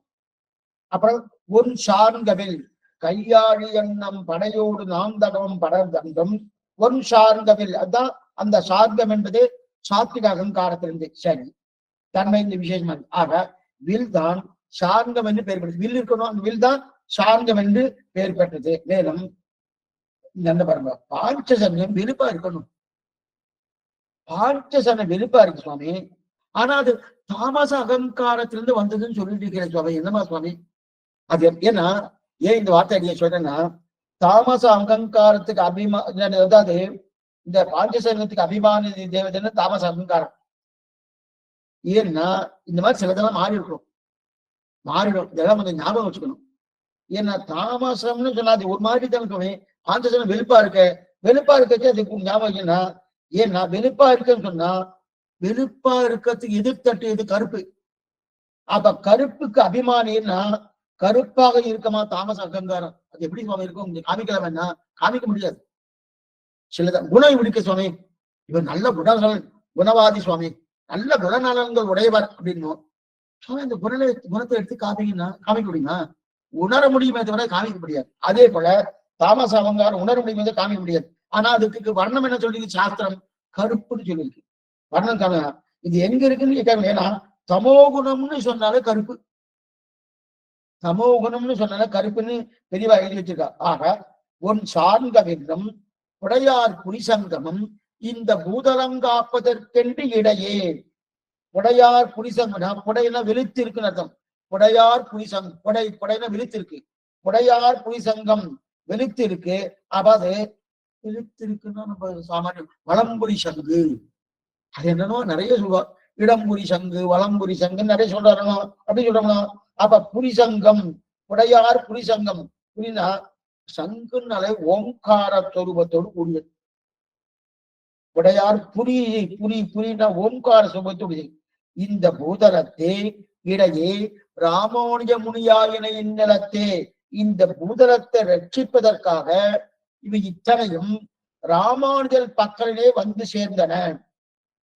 இடையே இந்த பூதலத்தை உடையார் புரிசங்கமும் இந்த பூதலம் காப்பதற்கு ஆசுரன் சேவிச்சால ஒரு நல்லா புரியும். இந்த பூதலம் காப்பதற்கென்று இடையே ராமானுஜ முனியாயின வந்து இந்நிலத்தே. அப்ப இத்தனையும் ராமானுஜல் பக்கத்துல வந்து சேர்ந்தன. அப்பனா என்ன அர்த்தம்? ஆக பஞ்சாயுதங்களும் எம்பெருமானார் பக்கலிலே ஆயின. இது ஒண்ணு என்ன புரிஞ்சுப்பா. பஞ்சாயுதங்களும் எம்பெருமானார் பக்கலிலே ஆயின, இது ஒண்ணு. அடுத்தது இவர் பக்கலிலே ஆவதன்னா என்னது? எம்பெருமானார் பக்கலிலே ஆயின அப்படின்னு இருக்கணும். இவர் பக்கலிலே ஆவதன்னா என்ன சுவாமின்னா, சுவாமி ராமானுஜர் நியமனம் என்ன பண்றாரோ அந்த நியமனத்துக்காக இது காத்துட்டு இருக்குமா. அப்ப என்ன பஞ்சாயத்து நேரம் வந்து அங்க நின்று இருக்கும். நின்று இருக்குன்னு ராமானுஜர் என்ன சொல்ல போறார், என்ன சொல்ல போறார், என்ன சொல்ல போறார், அது காத்துருக்கு. அப்ப என்னன்னா இவருடைய கண்ணோக்கு, இவர் பார்த்து இந்த புருவத்தை நெரித்தார்னா அங்க போ, அதை பார்த்துப்போம் அப்படின்னா உடனே அங்க போயிடுவார். அப்படி இல்லையா? அப்ப இவர் என்ன எடுத்தாலும் நீ போய் அதை முடிச்சுட்டு வான்னு சொன்னா உடனே என்ன பண்ணுவானோ, இது போய் முடிச்சுட்டு வருமா. அந்த மாதிரி சங்கத்தாழ்வார் சக்கரத்தாழ்வார் பஞ்சாயுதங்களும் ராமானுடைய ஆணை கிடங்க நடக்குமா சுவாமி? இவர் ஆதிசேஷ அவதாரம் தானே. அப்படி இருக்கச்சது ஆதிசேஷ அவதாரம் போய் சக்கரத்தாழ்வாரு ஆணையிட முடியுமான்னு நமக்கு சந்தேகம். இது பகவான் ஆணை. பகவான் ஆனா பகவான் ஆணையிட்டு பஞ்சாயுதங்களை நீர் போய் ராமானுஜன் இடையே போய் நில்லுங்கள். பகவான் ஆணையிட்டு இருக்கார், நீங்கள் எல்லாம் போய் அந்த ராமானுஜர் இடையே போய் நில்லுங்கள். நில்லுங்கள்னு சொன்ன அவளாம் வந்து நின்றுட்டார். ராமானுஜர் என்ன செய்யறாளோ ஒண்ணு வேண்டாம். சில அதிகாரிகள் இருக்கா, அவளுக்கு வெளியில யாராலும் ஒரு விரோதிகள் இருக்கா, அவளா உயிருக்கு ஆபத்துன்னு வச்சுக்குவோம். உடனே என்ன பண்ணுவான்னா, அந்த தேசத்துல இருக்கக்கூடிய ராஜாவோ இல்ல அந்த தேசத்துல இருக்கக்கூடிய மந்திரியோ உடனே அவங்க சில காவலாளிகள் போட்டுவா. இன்னைக்கு நம்ம பாக்குறோம் போட்டுவா. ஆனா அந்த காவலாளி உயர்ந்தவரா இருப்பார், இவரும் உயர்ந்தவரா இருக்க மாட்டார். உயர்ந்தவரா இந்த தாழ்ந்தவரா இருக்கணும், இவரை சொல்றதுக்கு அவர் கேட்கணும். அப்படிதான் அங்க நியமனம் பண்ணியிருக்கார். அதே போல இந்த பஞ்சாயுதங்களுக்கு எல்லாம் பகவான் நியமனம் பண்ணியிருக்கார். நீ போய் ராமானுஜர் இடையே போய் நில்லுங்கோ நில்லுங்கோ அப்படின்னு. நில்லுங்கன்னு என்ன பண்ணா, அவர் என்னாச்சுன்னா அவர் என்ன ஆணையிடுகிறாரோ, ஏன்னா பஞ்சாயுதங்களுடைய அனுகிரகத்தால் தான் இத்தனை காரியம் ராமானுஜர் பண்ண. அத்தனை சக்தி அவருக்கு எங்கிருந்து சுவாமி வந்தது? எங்கிருந்து வந்தது? பஞ்சாயுதத்துடைய ஆவேச அவதாரம். துளியின் சந்தேகம் கிடையாது. அந்த ஆவேச அவதாரத்தால் தான் என்னது அப்படின்னு தெரிவிக்கிறார். ஏன் இதுக்கு சொல்ல வந்தேன்னா, அப்படி இருக்க சொல்லிட்டாரு. மனபாலம் அப்படின்னு பார்த்துட்டு இருக்கோம். இதை சொல்ல உடனே இன்னும் அவருக்கு சந்தேகம் போல. என்ன சொன்னா, எங்கேயாவது தெரியாம போனாருன்னு சொல்றதுக்காக அடையாறு கமல தளர்மகள் கேள்வன் கையாளி என்னும் படையோடு நாந்தகமும் பணந்தன் இடையே அப்படின்னா, இந்த பூதலத்தை காப்பதற்காக இந்நிலத்தே ராமானுஜ முனிக்கு உபகரிப்பதற்காக அவரோடு ஆயின. அப்பனா இந்த பஞ்சாயத்தம் என்ன பண்ணிட்டு, ராமானுஜருக்கு நம்ம உதவி புரியணும், உபகாரம் பண்ணணும். அந்த உபகாரம் பண்ணணும் என்ன பண்ணுது, அவர் பக்கத்துல போய் நிக்கிறோமோ. அதனால்தான் இடையே ராமானுஜ முனியாயின இந்நிலத்தே. அந்த இடையே சப்தம் இருக்கு பாரு, ரொம்ப முக்கியம். அந்த இடையே ராமானுஜ முனியாயின இந்நிலத்தே என்பது அன்வயம். ஏன்னா அந்த அன்வயத்தை தான் மனவாளம் அவன் தெரிவிக்கிறார். இது ஒரு பட்சம். இந்த பூமியை ரட்சிப்பதற்காக நடுவே எம்பெருமான் என்றார். எம்பெருமான் அப்படின்னா அதாவது ராமானுஜர் என்று இப்படியும் சேர்க்கலாம், அப்படியும் சேர்க்கலாம். எப்படின்னா ராமானுஜர் இருக்காரு, அவர் இந்த பக்கமும் சேர்க்கலாம் அந்த பக்கமும் சேர்க்கலாம். எப்படி சேர்க்கலாம் சொல்ற வேண்டும். வேணும்னா ராமானுஜர் ஆழ்வார்கள் கோட்டிலையும் சேர்க்கலாம். நாம சேர்க்கல, நாம சேர்ப்பது கிடையாது.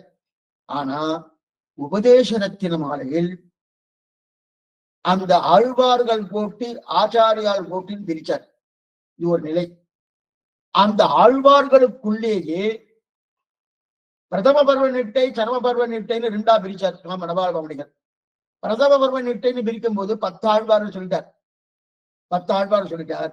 பொய்கை தொடங்கி பொய்கையார் பூதத்தார் பேயார் புகழ்பழிச்ச ஐயன் அருள்மாறன் சேரலர்கோன் துய்ய பட்டநாதன் அன்பர்தார் தோழி நற்பாரன் நன்கணியன் ஈதிவத் தோற்ற தலைவாமின்னு அந்த கிரமத்துல முதல்ல அந்த 10 ஆழ்வார்கள் அவெல்லாம் பிரதம பர்வ நிட்டை படைத்தவர்கள் அவர் சொல்லிட்டார். அதுக்கப்புறம் என்ன பண்ணார்னா, ஆழ்வார் திருமகளார் ஆண்டார் மதுரகவி ஆழ்வார் எத்திராஜராம் இவர்கள் வாழ்வாக வந்துதித்த மாதங்கள் நாள்கள் திருப்பியும் 2வது எடுக்கிறார்.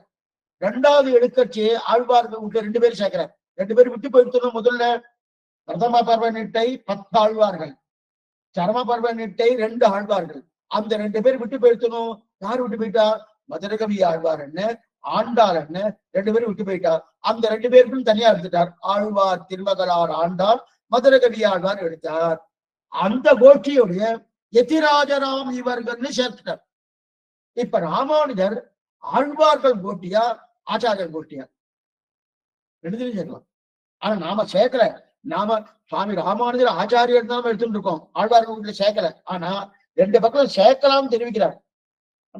வேணும்னா ஆச்சாரியர்கள் கோட்டிலும் எப்படி அவர் இருந்துட்டே இருக்காரு. இது நல்லவா எனக்கு தெரியும். சாமானியம் நம்ம என்ன சொல்லுவோம், பராங்குச பரகால எத்திவராதிகன்னு சொல்றோம். பராங்குச பரகால எத்திராதி அதைய மனவாக்கிரமா நாயனர் அப்படிதான் எழுதி வச்சார். பராங்குச பரகால எத்திவராதிகள் ஒரு சூத்திரமே இருக்கு. விப்ரக்கு கோத்திர சரண நம்ம பார்த்துக்கணும்.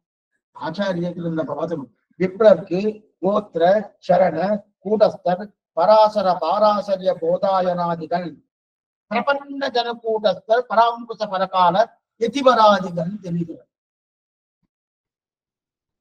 பிரபன்ன ஜன கூட்டஸ்தர் பராங்குச பரகால எதிவராதிகள் என்ன அப்பனா தலைவர் பராங்குசரை சொன்னார் முதல்ல. அப்புறம் பரகால பரகால அநேகமா பராங்குசருக்கு நிகராக இருக்கக்கூடியவர் பரகாலன். ஏன்னா நம்மளோட நிலை என்னவோ கிட்டத்தட்ட அதே நிலைதான் திருமங்கியாளோட நிலை. ஏன்னா அவர் 4 பிரபந்தம் பாடினாரணும். திருவிருத்தம், திருவாசகம், பெரிய வந்தாதி, திருவாழி 4 பிரபந்தம் பாடினார். இவர் அந்த 4க்கு அங்கங்களாக அது அங்கி இது அங்கங்களாக ஒரு 6 பிரபந்தங்கள் பாடினாரணும். அப்படி இருக்கச்சதே அப்ப மாறன் மடித்த தமிழ் மறைக்கு மங்கையர் கூட ஆரங்கம் கூட அவதரித்தன்னு தெரிவிக்கிறார் இல்லையா? அப்ப மங்கையர்கன்னு சொல்லி அவங்க யார்? இதற்கு மேலே எதிராஜ சொல்றார். அப்ப எதிராஜ சொல்றாருன்னு என்ன? இது இத்தனை பேருக்கும் பிரதிநிதி யாருன்னா எதிராஜர் தான். இத்தனை பேருக்கு பிரதிநிதி. ஏன்னா இவர்கள் இருவருக்கும் சமமாக சொல்லப்பட அளவுக்கு ஆச்சாரம் எடுக்கிறார் தான். அதனாலதான் இடையே அப்ப பராங்குச பரகாலன் என்ன அவர்களுக்கு இடையேனா ஆழ்வார்கள் கோட்டிலையும் சேர்க்கலாம், ஆச்சாரியர் கோட்டிலையும் சேர்க்கலாம். அந்த சப்தத்தை தான் இடையே உயர்த்திராஜனம். எம்பெருமானார் எல்லாருக்கும் பிரதிநிதி, ஆழ்வார்களுக்கும் பிரதிநிதி, ஆச்சாரியாருக்கும் பிரதிநிதி. எங்க தெரிஞ்சுக்கலாம்? இந்த மாதிரி உண்டா சுவாமி? அந்த மாதிரி பிரதிநிதிதான் தெரியுமாண்ணா? திருமலைக்கு போனா தெரிஞ்சுக்கலாம். திருமலை அந்த மாதிரி இந்த மாதிரி வைபவம் இருக்கா சுவாமினா? யாருமே இல்லையே. திருமலையில நம்மாழ்வார் எழுதிருக்காரா? இல்ல. திருவங்கியாழ்வார் எழுதிருக்காரா? இல்ல. ஆச்சாரியால் எம்பெருமானாரை தவிர வேற யாராவது எழுதிருக்காரா? நாதமணியோ உய்யப்பொண்டாரோ மனக்காரம்பியோ அளவந்தர ஒருத்தர் கிடையாது திருமலை மலையில. அப்ப எல்லாருக்கும் பிரதிநிதியா ஆழ்வார்கள் என்ன, ஆச்சாரிகள் என்ன, எல்லாருக்கும் பிரதிநிதி யாரு? ஒருத்தர் தான். அவர் தான் எழுதியிருக்காரு. அவருக்கு தான் எல்லாமே. அதே போல இங்க என்ன சொல்றாரு? இடையே இடையே இடையேனா ஒன் சார்ந்த வெள்ளம் உடையார் புரிசங்கமும் இந்த பூதலங்காப்பதற்கு என்று இடையே ஆழ்வார்களுக்கு இடையே ஆச்சாரியர்களுக்கிடையே வந்து அவதாரம் பண்ணார்னு இது ஒரு அர்த்தம். இதான் அப்ப எதுக்காக அவதாரம் பண்ணார்? இந்த பூதலம் காப்பது, இந்த பூமியை ரட்சிப்பதற்காக அவதாரம் பண்ணாரு. ஆக இப்பாசுரத்தா சொல்றது என்னன்னா, சுவாமி ராமானுஜர் என்ன முற்காலத்தில் ஆவேச அவதாரம். என்ன ஆவேச அவதாரம்? பஞ்சாயுதத்தின் ஆவேச அவதாரம் அப்படின்னு இந்த பிரபாவத்தை நல்லா தெரிவிக்கிறோம். அப்ப பஞ்சாயுதங்கள் ஆவேச அவதாரம் சுவாமி ராமானுஜர், ஆதிசேஷன் அவதாரம் சுவாமி ராமானுஜர் அப்படின்னு தெரிவிக்கிறார். சரி, இப்ப ஒன்சார் அதாவது அடையார் கமல தளர்மகள் கேள்வன் கையாடி அன்னம் படையோடு நாம் தகவம் படல் தண்டும் படல் தண்டு இருக்கு இல்லையா? படல் தண்டு இருக்கு இல்லையா? படல் தண்டுனாலே பரப்புதல், படர்த்தம் பரப்புதல். அதாவது இலைய பரப்புறோம், இலையெல்லாம் பரப்பணும். இலைய மாதிரி படை, படைன்னா ஆயுதம். படர்தண்டு, படர்தண்டுனா ஆயுதம், படைன்னா ஆயுதம். அப்புறம் அந்த ஆயுதத்தை இடையே அப்படின்னு தெரிவிக்கிறீங்க. அப்படியே எடுத்துக்க மனவாளமாவே தெரிவிக்கிறார். ஆச்சரியமா. அதாவது படர்தண்டும் இந்த பூதலங்காப்பதற்கென்று இடையே, அதாவது பஞ்சாயுத அவதாரம் என்று பிரபாவதானம் 16,000 அடை இலை, அடையார் இலை, அடையின இலை அர்த்தம். அடையார் கமலன் பார்த்தோம், அடையின இலை, படையின ஆயுதம், படர்தல்னா பரப்புதல் தெரிவிக்கிறார். மனவாளனுடைய பதபதார்த்தம் முக்தி பெற்றது. ஆச்சரியமான திருலோகஞ்சியுடைய வியாக்கியான அவதாரிகை 33ஆம் பாட்டு. இலைகளாலே வியாக்கியான அவதார வசிச்சன.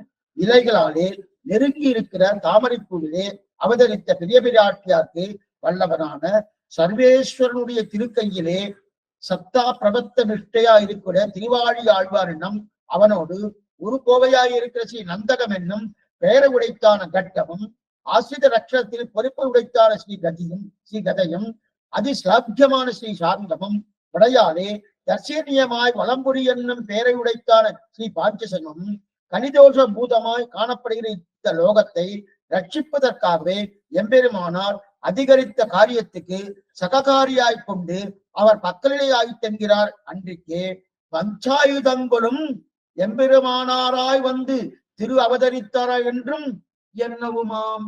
எக்ஸலண்டா சொல்கிறார். இப்ப பிரலோகஞ்சேர் வியாக்கியம் அடர்ந்து இருக்கக்கூடிய இலைகளிலே அவதரித்ததான பெரிய விராட்டியார் வல்லவனான சர்வேஸ்வரனுக்கு கேள்வன் அப்படின்னு அர்த்தம். வல்லபனான சர்வேசன், அந்த சர்வேசுடைய திருக்கையில் என்ன இருக்கு? சக்கரம். அடையாறு கமல தளர்மகள் கேள்வன் கையாடி, அந்த சக்கரம் இருக்கணும். இதத்தான் திருவரங்கத்தமிழர் கையாடின்னு சொல்றார். கையாடின்னு சொல்றார். அது என்ன சுவாமி, வெறும் ஆழின்னு சொன்னா பாராத, ஆழி கொண்டு ஆழி மறைத்தல் அப்படின்னு நம்ம பார்த்துருக்கோம். ஆழின்னு சொன்னாலே பொறுமணும். அது என்ன கையாழி? அதே போல இன்னொன்னு என்ன சொல்லுவோம் அப்பனா, கை பாஞ்சசனம் சொல்லியிருக்கார இல்லையே. கையாடி எண்ணம் படையோடு நாம் தகமம் பரதர்மம் சார்ந்த வில்லும், எதுக்குமே கையை சொல்ல, ஆழிக்கு மட்டும் கை சொல்லியிருக்காரு. என்ன சுவாமி, என்ன அர்த்தம்? எதனால கையாடி சொல்றேன்னா, ஏன்னா பாஞ்சசன்யம் பிரிந்த நாளே கிடையாது. கை பாஞ்சசன்யம் சொல்லுவார? சொல்ல மாட்டார். பாஞ்சசனம் எங்க இது? கற்பூரம் நாருமோ கமலப்பூ நாருமோன்னு நாச்சாத்தி போய் பாசனம். அந்த பாசனத்துல சங்கரையா உன் செல்வம் சால அழகியதேன்னு தெரிவிக்கிறார் ஆச்சியார்ல, கோதநாச்சியார் ஆண்டாள் தெரிவிக்கிறார். சங்கரையா உன் செல்வம் சால அழகியதே, அப்படிப்பட்ட செல்வம். ஏன்னா 9 சொல்லில் உலகளந்தான் வாயமுதம் கண்படைக்குள்ளில் கடல் வண்ணன் கைத்தலத்தே. சில பேர்லாம் சம்பாதிக்கணும்னா வீட்டை விட்டு வெளில போகணும். அப்ப தன்னோட சொச்சேத்திரத்தை விட்டு வெளில போகணும், போனதான் பண்ணு. ஆனா இவருக்கு உண்ணும் சோறு மட்டும் இல்ல, திண்ணை படுத்துக்கணும், எல்லாமே அதேதான். அந்த கையை தான், கையை விட்டு அகலவே மாட்டார். அந்த கை இப்படி வந்துட்டுன்னா அந்த பகவானுடைய அத்தராமிர்தம், அந்த அத்தராமிரத்தை பருகிறார் சங்கத்தாழ்வார். அதுக்கப்புறம் உண்ட வழக்கம் தொண்டனும் உண்டணும், உடல் தூங்கணுமானோ கடல் வண்ணன் கைத்தலத்தே 9 சொல்லில் உலகளந்தான் வாயமதம் கண்படைக்குள்ளில் கடல் வண்ணன் கைத்தலத்தேன்னு தெரிவிக்கிறாரியா. அப்ப இவர் கையை விட்டே பிரியது கிடையாதுன்னு, அதனால கையாடி சொல்ல வேண்டிய அவசியம் கிடையாது. இவருக்குதான் நம்ம கையை விட்டு போயிட்டு வரணும், கையை விட்டு போற வரணும். அதனால கையாடி. ஏன்னா பாஞ்சசனம் எப்பவுமே கையில தானே இருக்கும். அப்ப அதனால கையாடின்னு தெரிவிக்கிறார் சக்கரத்தோட கையாடி. அடுத்து நாந்தகம் என்ற பெயர் பெற்ற வாழ். நாந்தகம் என்ற பெயர் பெற்ற வாழ். வாழ்னா அதாவது திருவாடி வாடியனோடு ஒரு கோவையாய் அப்படின்னா அந்த மதிலுடைய இருக்கக்கூடிய நாந்தகம். நாந்தகம் கட்கம் நாந்தகம், அதாவது நாந்தகம்னா வாழ். அந்த திருவாழி ஆழ்வானோடு ஒரு கோவையா இருக்கிறதா அப்படிப்பட்ட அந்த மதிவோடு இருக்கக்கூடிய நாந்தகம். நந்தகம் தெரிவிக்கிறார் அப்படி நந்தகம். அடுத்து கதை. கதைன்னா ஆஸ்தித லட்சணத்திலே ரொம்ப பொறுப்பா. என்ன சுவாமி கதையை வச்சுருந்தீங்க, கண்ணுல சண்டை போட்டுருக்காரு, யாரா பொண்ணு இருக்காரா? நம்ம அது பார்த்ததே கிடையாது, மேற்கொண்டு பார்ப்போம். அதுக்கப்புறம் சாங்கம். சாங்கத்தை உபயோகப்படுத்தின ராமாவதத்தை உபயோகப்படுத்திருக்கோம்னா சாங்கத்தை, அப்படிப்பட்ட சாங்கம். அப்ப ஆஞ்சசன்யத்தை உபயோகப்படுத்தினது கிருஷ்ணாவதாரத்தை. என்ன சகோதோ தாஷ்டிராத்தானாம் யுத்தரங்கத்திலே சங்க எடுத்து பாஞ்சசன்யத்தை உழுதினான்னு சொல்ற போனோம். அதே போல அது கிருஷ்ணாவதாரத்துல பாஞ்சசனம் உபயோகப்பட்டது, அது உபயோகப்பட்டது. அதற்கு மேற்கொண்டு அந்த இது சரி சுவாமி, இந்த வழக்கு ஆழியை எங்க பண்ண உபயோகப்படுத்தினான்? கஜேந்திர விருத்தாந்தம். ஆழியாக இருக்கிற சக்கரத்தாழ்வார் எங்க கஜேந்திர விருத்தாந்தத்துல அவங்க உபயோகப்படுத்தினாலும் இப்படி எல்லாம் சொல்லலாம். ஆக இப்ப கட்கத்தையும் கதையையும் உபயோகப்படுத்தினாலும் என்ன யோசிக்க வேண்டியதுதான். கட்கம் அதுக்கு மேல நந்தகம் என்று சொல்லக்கூடிய அந்த நிலையும், அதே போல கதை இருக்கு. இது ரெண்டையும் எங்க சொல்ல முடியுமா? இந்த இடத்துல கதையால் பகவான் யுத்தம் பண்ணினான்னு கேள்விப்பட்டதே கிடையாது. சக்கரத்தால் பண்ணியிருக்கான், சார்கத்தால் பண்ணியிருக்கான். அதே சங்கத்தாழ்வாரும் யுத்தரங்கத்துல சங்கம் ஊதி இருக்கார். ஆனா கதையால யுத்தம் பண்ணிருக்காங்க கேள்விப்பட்டிருக்கோம்னா கேள்விப்பட்டது இல்லையே. கேள்விப்பட்டது இல்லைன்னு நம்ம சொன்னோம். ஆனா இது நினைக்கட்சிக்கு நேர் விருத்தமா என்ன சொன்னா தெரிவிக்கிறதுனா, ஆஸ்தித ரட்சணத்தில் பொறுப்பு யாருக்குன்னா கதைக்கு தான். நம்ம ரட்சிக்கிறதே கதை தானே, நம்மளை ரட்சிக்கிறதே கதைன்னு எழுதியிருக்காரு. அந்த விஷயத்துக்கு எழுதி சொல்லுவதுன்னா, ஆக கதையால் சண்டை என்றால் யார் பண்ணிருக்கா? பலராமன் பண்ணிருக்கார். கதை எடுத்துட்டு கதை யுத்தம் பண்ணியிருக்காரு. ஆனா அதுவும் கிருஷ்ணாவதாரம் கிடையாது. கண்ணனுக்கு தமையனாக இருந்து கொண்டு அந்த பலராமன் ஆவேச அவதாரம், சாட்சாத் அவதாரம் கிடையாது. ஆவேச அவதாரம் அப்படி இருக்கச்சே அதுக்கு மேல இருந்த அதிசாத்தியமான சாங்கம். சாரங்கத்துக்கு ஒரு ஒரு விசேஷம், அதி சாத்தியமான சாரம். ஏன்னா ராமாவதாரத்தை பிடித்த சார்ந்தம் இருக்கணும். இந்த சார்பு இதைத்தான் நம்மாழ்வார் தெரிவிக்கிறார். ஒன் சங்கதைவாள் ஆழியான் ஒருவனடியேன் உள்ளானே. ஒன் சங்கதைவாள் ஆழியான் கண்கள் சிவந்து பெரியவாய் வாயின் சிவந்து கனிந்து உள்ளே வெண்பல் இலகு சுடரிலகு விலகு மகர குண்டலத்தன் கொண்டல் வண்ணன் சுடர்மணியன் நான்கு தோரன் குதிசார்ந்தன் ஒன் சங்கதைவாள் ஆழியான் ஒருவனடியேன் உள்ளான் என்கிறார். அந்த பஞ்சாயுதத்தை தரித்து கொண்டு வான்னு ஆழ்வார் பிரார்த்திக்கிறார். ஏன்னா இதுக்கு முன்னாடி 6ஆம் 19ஆம் திருவாரூர் ஆழ்வார்கள் நீராய் நிலனாய் ஈயாய் காலாய் நெடுவானாய் சீரார் சுடர்கள் இரண்டாய் சிவனாய் அயனானாய் அப்படின்னு சொன்னார். ஓ நீரை நான், நிலமே நான், தீயே நான் அப்படின்னா ஆழ்வார் சேவிச்சுக்கலாம்னா? இல்ல அந்த மாதிரிலாம் சேவிக்கப்படாது. என்ன பண்ணணும்?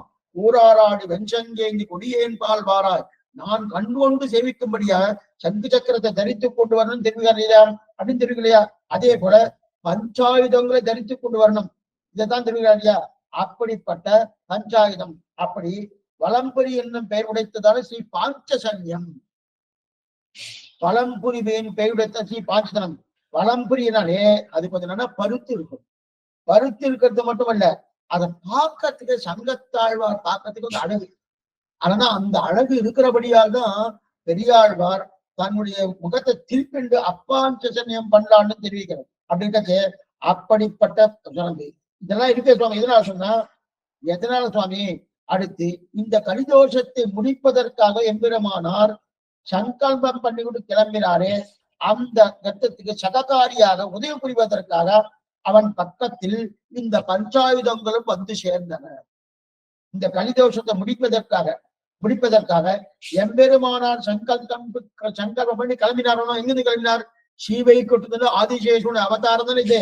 கிளம்பினாரனோ அந்த காரியத்துக்கு அவர் ஏதோ இந்த கலிகாலம் தொலைறதுக்கு அந்த காரியத்தை சககாரி பண்ணணும், உபகாரம் பண்ணணும், உதவி புரியணுமோ. அந்த உதவி புரிவதற்காக அவர் பக்கத்திலேயே இங்க அத்தனை வந்து சேர்ந்தன. அதாவது பஞ்சாயுதங்களே வந்து ராமானுஜராக திருவவதாரம் பண்ணிற்று என்றும் சொல்லலாம். பஞ்சாயுதங்களே, அந்த பஞ்சாயுதங்களே வந்து ராமானுஜராக திருவவதாரம் பண்ணிற்று சொல்லலாம் சொல்லலாம். இதுல முதல்ல இந்த பஞ்சாயுதம் யாரு அது மாதிரி சொல்லாம சொல்லலாம். இப்ப பஞ்சாயுதங்கள் அவதாரம் என்னன்னு ஆழ்வார் பார்க்கலாம். பொன் சங்கதைவாளாழியான் ஒருவனடியேன் உள்ளான்னு இருக்கு இல்லையா? இந்த இது அப்படியே 4 ஆழ்வாடி அவதார கிரமத்தை நம்மாழ்வார் தெரிவிக்கிறார். ஒன் சங்கதை வாள் ஆழியான், ஒன் சங்கு கதை வாள் ஆழியான், பொய்கை ஆழ்வார், பூதத்தாழ்வார், பேயாழ்வார், திருமீஷாழ்வார். நீங்க ஞாபகம் வச்சுக்கணும்னா, இந்த பாட்டை ஞாபகம் வச்சுட்டா இந்த 4 ஆழ்வாரும் எதனுடைய அம்சமாக பிறந்தார்கள், அவதாரம் பண்ணா நன்னா ஞாபகம் வந்துடும். பொன் சங்கதைவாள் ஆழியான் இல்லையா? சங்கத்தின் அவதாரம் அம்சம் பெய்கை ஆழ்வார், அவர்தான் முதல் ஆழ்வார். பொன் கதை, கதையின் அவதாரம் பூதத்தாழ்வார், வாளின் அவதாரம் பேயாழ்வார், சக்கரத்தின் அவதாரம் யாரு? திருமேஷியார். ஒன் சங்கதவாள் ஆழியான் பஞ்சாயுதம் வரலையே சுவாமினா. சார்ங்கத்தின் அவதாரம் திருமங்கை ஆழ்வார். அது அங்க போடுறது அவரு, அதை அவர் போடுற. ஏன்னா இவர் காலத்துக்கு அப்புறம் தான் திருமங்கை ஆழ்வாருடைய அவதாரமே. நம்மாழ்வார் காலத்துக்கு பிறகுதான் திருமங்கை ஆழ்வார் அவதாரமே பண்ண போறார். ஆனா இவருடைய காலத்துக்கு முற்பட்டு இருந்த ஆழ்வார்கள் யாரு? 4 ஆழ்வார்கள். பொய்கை ஆழ்வார் என்ன, இவர் நம்மாழ்வார். பொய்கை ஆழ்வார் என்ன, பூதத்தாழ்வார் என்ன, பேயாழ்வார் என்ன, திருவைசி ஆழ்வார் என்ன. இந்த 4 அவதாரங்கள் யாருடைய அம்சம்? சங்கத்தின் அம்சம். அதே போல இருக்கக்கூடிய கதையின் அம்சம், வாரின் அம்சம், சக்கரத்தின் அம்சம். அது தெரிவிக்கிறான் இல்லையா? ஒன் சங்கதைவாளாழியான் ஒருவனடியேன் உள்ளான்னு தெரிவிக்கலையா? அதான் தெரியும். அப்ப அதுல 5வது ஆழ்வார் யாரு? திருமங்கை ஆழ்வார். அவர் தான் சார்ங்கத்தின் அம்சம். சார்ங்கத்தின் அம்சம் சதுஷ்கட்டி பரகாலாய மங்கரம்னு நம்ம சொல்றோம். அந்த சார்ங்கத்தின் அம்சம் யார்? இவர்தான் 6 பிரபந்தம் பண்ணார். மாறன் மணித்த தமிழ் வரைக்கு மங்கையர்கோன் ஆரங்கம் கூற பிரபந்தம் பண்ணாருன்னு. சரி, இவரெல்லாம் எந்த ஊர் சுவாமி? எந்த ஊர்ல அவதாரம் பண்ணார்? ஒவ்வொருத்தரும் ஒவ்வொரு ஊர். மனவாளம் அவர்கள் தனது உபதேசமான கமிக்கிறார். என்னரும் சீர் பொய்கை முன்னூர் இவ்வுலகில் தோன்றிய ஊர் வன்மமிகு கச்சி மல்லை மாமையலை மல்லையில் நீர் தேங்கும் குறையலூர் சீர்கழியன் தூம் தோன்றியோர் ஓங்கும் முறையூர் பானனூர்னு எடுத்தமோனும். அதனால இதுன்னு சொல்ல வந்தேன்னா இந்த ஆழ்வார்கள் இதெல்லாம் பண்ண. இப்ப ஆழ்வார்கள் சம்பந்தத்தை முதல்ல சொல்லிட்டார். 7வது பாசனம் முடித்த உடனே 7வது பாசனத்திலே ராமானுஜ முத்துநாதி 7வது பாசனத்திலே தன்னுடைய ஆச்சாரியனாக இருக்கக்கூடிய கூறத்தாழ்வார் திருடைய சம்பந்தம் பெற்றிருக்கேன் என்று சொல்லி முடித்த உடனே அதுக்கப்புறம் வருத்தும் புறவிரல் மாட்டையும் பைகைப்பிரான் மறையும் குறித்தின் பொருளையும் சொந்தமிழ் கண்ணையும் கூட்டி என்கிற பாசனம் தொடங்கி கிட்டத்தட்ட எல்லா ஆழ்வாருடைய திருவடி சம்பந்தம் பெற்றவர் சுவாமி ராமானுஜர்னு திருவரங்கத்தவனை ஏற்ப முடிச்சிட்டார். அப்ப முடிச்சுட்டாரனோ என் கீழ்ப்பாசத்தை எல்லாம் முடிச்சாச்சு. அதாவது அந்த பஞ்சாயத்து மேலே சொல்வதற்கு முன்னாடியே 5 ஆழ்வாருடைய திருவடி சம்பந்தம் ராமானுஜருக்கு உண்டு சொல்லியாச்சனும். அந்த பஞ்சாயத்து அம்சம் தானே ஆழ்வார்கள், 5 ஆழ்வார்கள். அந்த 5 ஆழ்வாருடைய திருவடி சம்பந்தம் உண்டுன்னு ஏற்கனவே சொல்லியாச்சனும். இனி அந்தந்த ஆழ்வார்கள் அபிமானி தேவதைகளும் அவர்களுக்கு ராமானுஜத்தை வந்து சேர்றார். ஏன்னா ஏற்கனவே ஆழ்வார் சொல்லியாச்சு. அந்த ஆழ்வார்கள் யாருக்கு அம்சம்? சங்கு, சக்கரம், வால், அதே தண்டு, இதெல்லாம் இருக்கு இல்லையா, சாருங்கம். அந்தந்த ஆழ்வார் அவதாரம் சொன்ன உடனே அவளுக்கு அபிமானி தேவதைனா இருக்கணும். அவெல்லாம் என்ன பண்ணா, ஓ இந்த மாதிரி நமக்கு அங்க இருக்கும் அம்சமா இருக்குவான சேவிச்சார் அந்த ராமானுஜர். அவர்கிட்ட நாம போகணும்ன்றதுக்க அவ அத்தனை பேரும் அபிமானி தேவதை அத்தனை பேரும் ராமானுஜன் வந்து சேர்ந்துட்டா. அப்ப ஆழ்வார்கள் சேர்ந்தார்கள் என்று சொல்ல வேண்டிய அவசியமே கிடையாது. எதுக்கு சொல்ல வந்தேன்னா அந்த அபிமானினி தேவதைகளே சேர்ந்துட்டானா ஆழ்வார் சேர்ந்த சொல்லணுமா? சொல்ல வேண்டிய அவசியம் கிடையாது. அதைத்தான் இங்கு பில்லோகம் தெரிவிக்கிறார். இப்ப வியாக்கியானம், ஆச்சரியமான வியாக்கியானம். அடையார் கமல தளர்மகள் கேள்வன் தாமரை தான் கம்பீராம்ப சமுத்பூதமானால். ஆச்சரியமான ராமானுடைய வாக்கியம் மேல சொல்றேன். கம்பீராம்ப சமுத்பூதமானால் செவ்வி, நாட்டம், குருட்டி முதலான குணங்கள் எல்லாம் மிகுந்து இலை நெருக்கத்தை உடைத்தாயிருக்குமே. அப்படிப்பட்ட தாமரை பூவினுடைய பரிமளத்தால் ஒரு வடிவு கொண்டா போலே இதிலே ஈடுபட்டு விடமாட்டாதே திரு அவதரித்த பெரிய பிராட்டியாருக்கு வல்லவரான ஸ்ரீ பரவாசு தேவனுடைய, அதாவது அடையார் கமல தளர்மகள் கேள்வன் கையாடி எண்ணம் படையோடு நாம் தரமம் இருக்கணும். இத இங்க என்ன எடுத்துக்காரு? இதுக்கு உண்டான இந்த தாமர புஷ்பத்துல பிராட்டி எழுதணும்.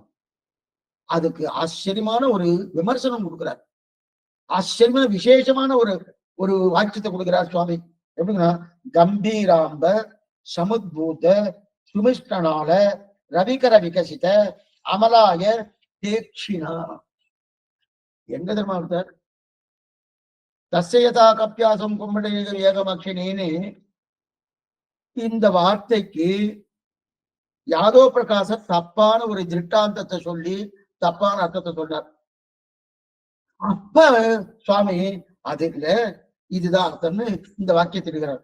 கம்பீராம்ப சமுத்பூத சுமிஷ்டனால ரவிகர விகசித்த அமிலாய தேக்ஷனா ராமானுஜ கம்பீரமான தீர்த்தத்திலே, கம்பீராம சமுத்பூத கம்பீரமான தீர்த்தத்திலே நாளத்தோடு கூடிய தாமரை மேலே வந்திருக்கு இல்லையா, அது வந்திருக்கணும். அப்படிப்பட்ட அந்த தீர்த்தத்திலிருந்து பிறந்தது இல்லையா, அப்படின்னா சூரியனாலே அலர்த்தப்பட்டது தாமரை.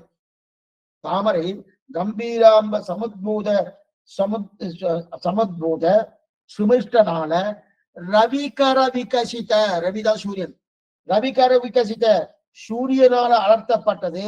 நல்ல நாணத்தோடு இருக்கு. பக்கத்துல இலை நிறைய இருக்கு. அதான் அடையார் கமலம். இலை நிறைய இருக்கணும். இப்படி இருக்கக்கூடிய அந்த கமலத்தில் பெரிய பிராட்டியோட அவதாரம். அப்படின்னா கம்பீராம்ப சமுத்பூத சுமிஷ்டனால ரவிகர விகசித்த அமலாய தேக்ஷனா, அப்படிப்பட்ட கமலத்திலே பெரிய பிராட்டி அவதாரம். சரி சுவாமி, அந்த தாமரை எப்படி இருக்கு? செவ்வி இருக்கு, நாற்றம் இருக்கு, குளிர்ச்சி இருக்கு, மனத்து இருக்கு. இது இத்தனையும் ஒரு வடிவு எடுக்கும்படியாக ஸ்ரீதேவி நாச்சியாருடைய அவதாரம். தாமரைக்கு செவ்வி இருக்கு, குளிர்ச்சி இருக்கு, நாட்டம் இருக்கு, மலர்த்தி இருக்கு. இதுக்கெல்லாம் ஒரு உருவம் கொடுத்து வச்சுக்கேன். அந்த உருவம் யாரு? பிராட்டி ஸ்ரீ. அதனால்தான் பங்கைய பூவில் பிறந்த பாவை நல்லால் வாழியே. பெரிய பிராட்டி வாழித்திராம இருக்கணும். அந்த வாழ்த்து பங்கைய பூவில் பிறந்த பாவை நல்லால் வாழியன்னு தெரிவிக்கிறாள் இல்லையா? அப்படிப்பட்ட ஒரு வடிவு எடுக்குமா போல ஸ்ரீதேவி நாச்சியார் அவதாரம். அவள் பிறந்ததே தவிர சரி சுவாமி அங்க பிறந்துட்டாலும் திரும்ப மறுபடியும் அந்த தாமரையை பார்க்கல. திரும்ப மறுபடியும் அந்த பாவனை பார்க்கல. அந்த தாமரை மறந்து போகும்படி இந்த பிறந்த அடி ஏன்னா இந்த அழகை பார்த்த உடனே பார்த்து போயிடலாம பெருமாள் திருமணில போய் சேர்ந்துட்டான். பெருமாளுடைய திருமணி இந்த திருமாலுக்கு வந்துட்டாலும் வந்ததுக்கு அப்புறம் அதுக்கப்புறம் திருப்பி சுவாமி மறந்து வீட்டுக்கு போக வேண்டாமா?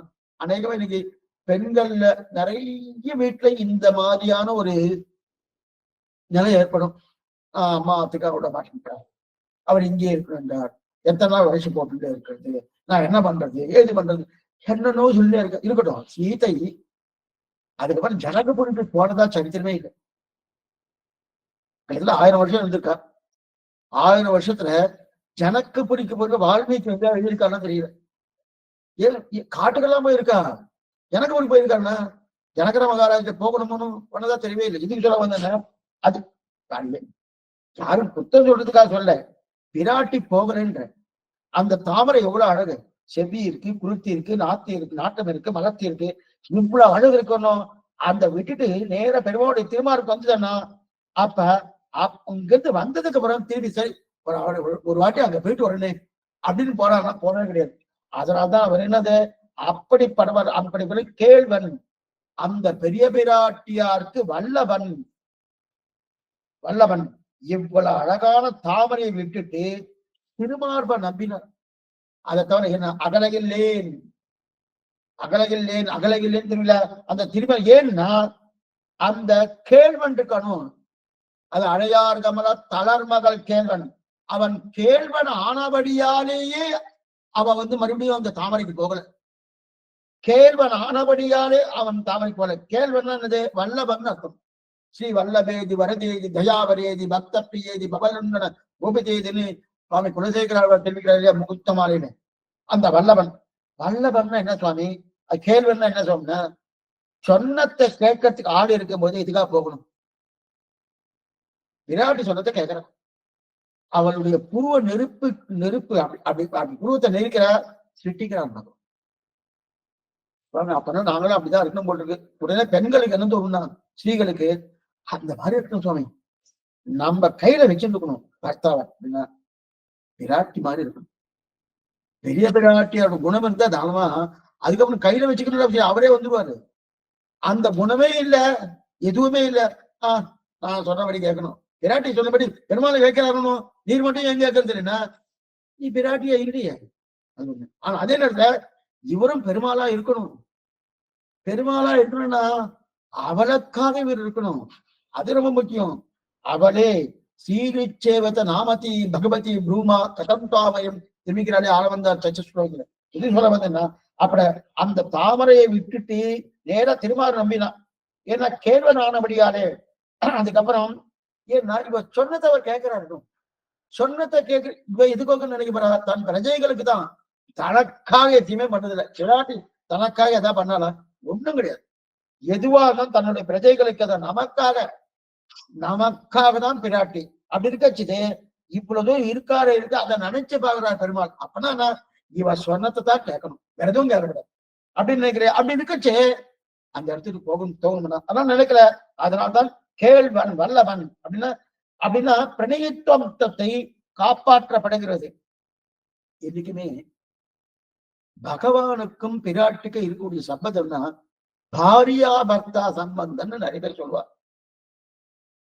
நான் பாரியா, நீ பாரியா, நான் பர்த்தா அப்படின்னு ஒரு உரிமை வந்துடும். பர்த்தான்னு உடனே உட்காரு, அதை கொண்டு வா, இதை கொண்டு வா அப்படின்னு பர்த்தா சொல்லுவார். பாரியான்னு உடனே கையை ஒதுக்குண்டு அப்படின்னுட்டு நீங்க சொன்னதெல்லாம் கேட்கறீங்க அப்படின்னு இல்லையா? இது கிடையாதுன்றார். இது இன்னைக்கு இதுதான் நடக்கிறது, இது கிடையாதுன்ற இந்த நம்ம சாஸ்திரத்தை ஒத்துக்கவே இல்லை. அப்பனா பாரியா அடிமை இருக்கப்படாதுன்னா அடிமையா இருக்கணும். எந்த விதத்துல அடிமையா இருக்கணும்ன்றது முக்கியம்.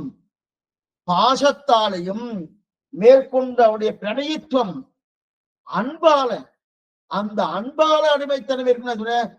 உடனே உரிமையை காமிக்கிறேன், நான் கணவன், நீ மனைவி. மனைவினா எப்படி இருக்கணும்? கணவன் எப்படி இருக்கணும், அது பிறகு நான் இருக்க இல்லையா துக்கார இருன்னா ஒழிய விடும். இன்னைக்கு அதுதான் நடக்கிறது. பெருமாள் அதனால்தான் அவருக்கு திவ்ய தம்பதிகள் பேரு. அவ என்ன பண்ணா பிரணயத்துவத்தாலே பிரணயத்துவத்தை பறக்கிறது. பகவான் கணவன் தன் உரிமையை ஒரு நாளும் அவன் சொல்லிக் கொண்டதே கிடையாது, கிடையவே கிடையாது. காதலால் நடத்துறான், அன்பால நடத்துறான், பிரேமத்தால் நடத்துறான், ஆசையால் நடத்துறான் இல்லையா? இதுதான் பகவானுக்கு உண்டு. ஏன்னா ஆனா சாமானியங்களுக்குன்னா நான் என்னடி நான் இந்த மாதிரி இருந்துருக்கேன், நீ என்ன மாதிரி அப்படின்னு சொல்றாங்க. உரிமையை கேட்பது பகவானுடைய சுவாவமே கிடையாது, சுவாவமே கிடையாது. அதனாலதான் கேள்வன் வல்லவன் அடையார்கமல தளர்மகள் கேள்வன் கேள்வன். இது ஒவ்வொருத்தரும் புரிஞ்சுக்கணும், ஒவ்வொரு பர்த்தாவும் இதை புரிஞ்சுக்கணும். பாரியா நடுவே அப்படி கிடையாது, கிடையவே கிடையாது.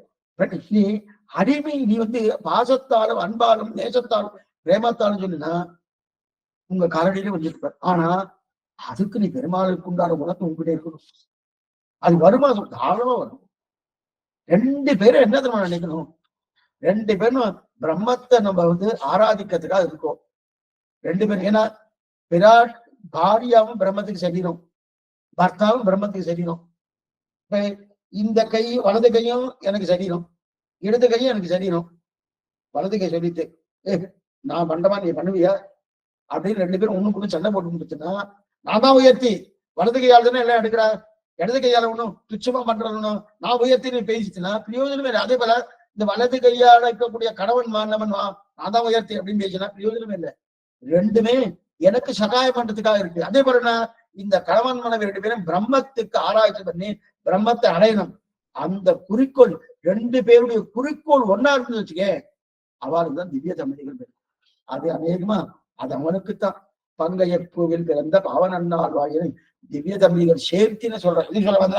அதனால்தான் காதலன் ஸ்ரீவல்லவன் தெரிவிக்கிறான். அப்ப கேள்வன் என்னும் ஒரு உடைய ஆசை காதல். ஆக ஆசை காதல் சொல்லிட்டார். இப்ப அதுக்கு மேல பரபாசு தேவனுடைய என்றார். இங்கு பரவாசு தேவன் இந்த இடத்துல பாருங்க ஆசையா அடிக்கிறாங்க.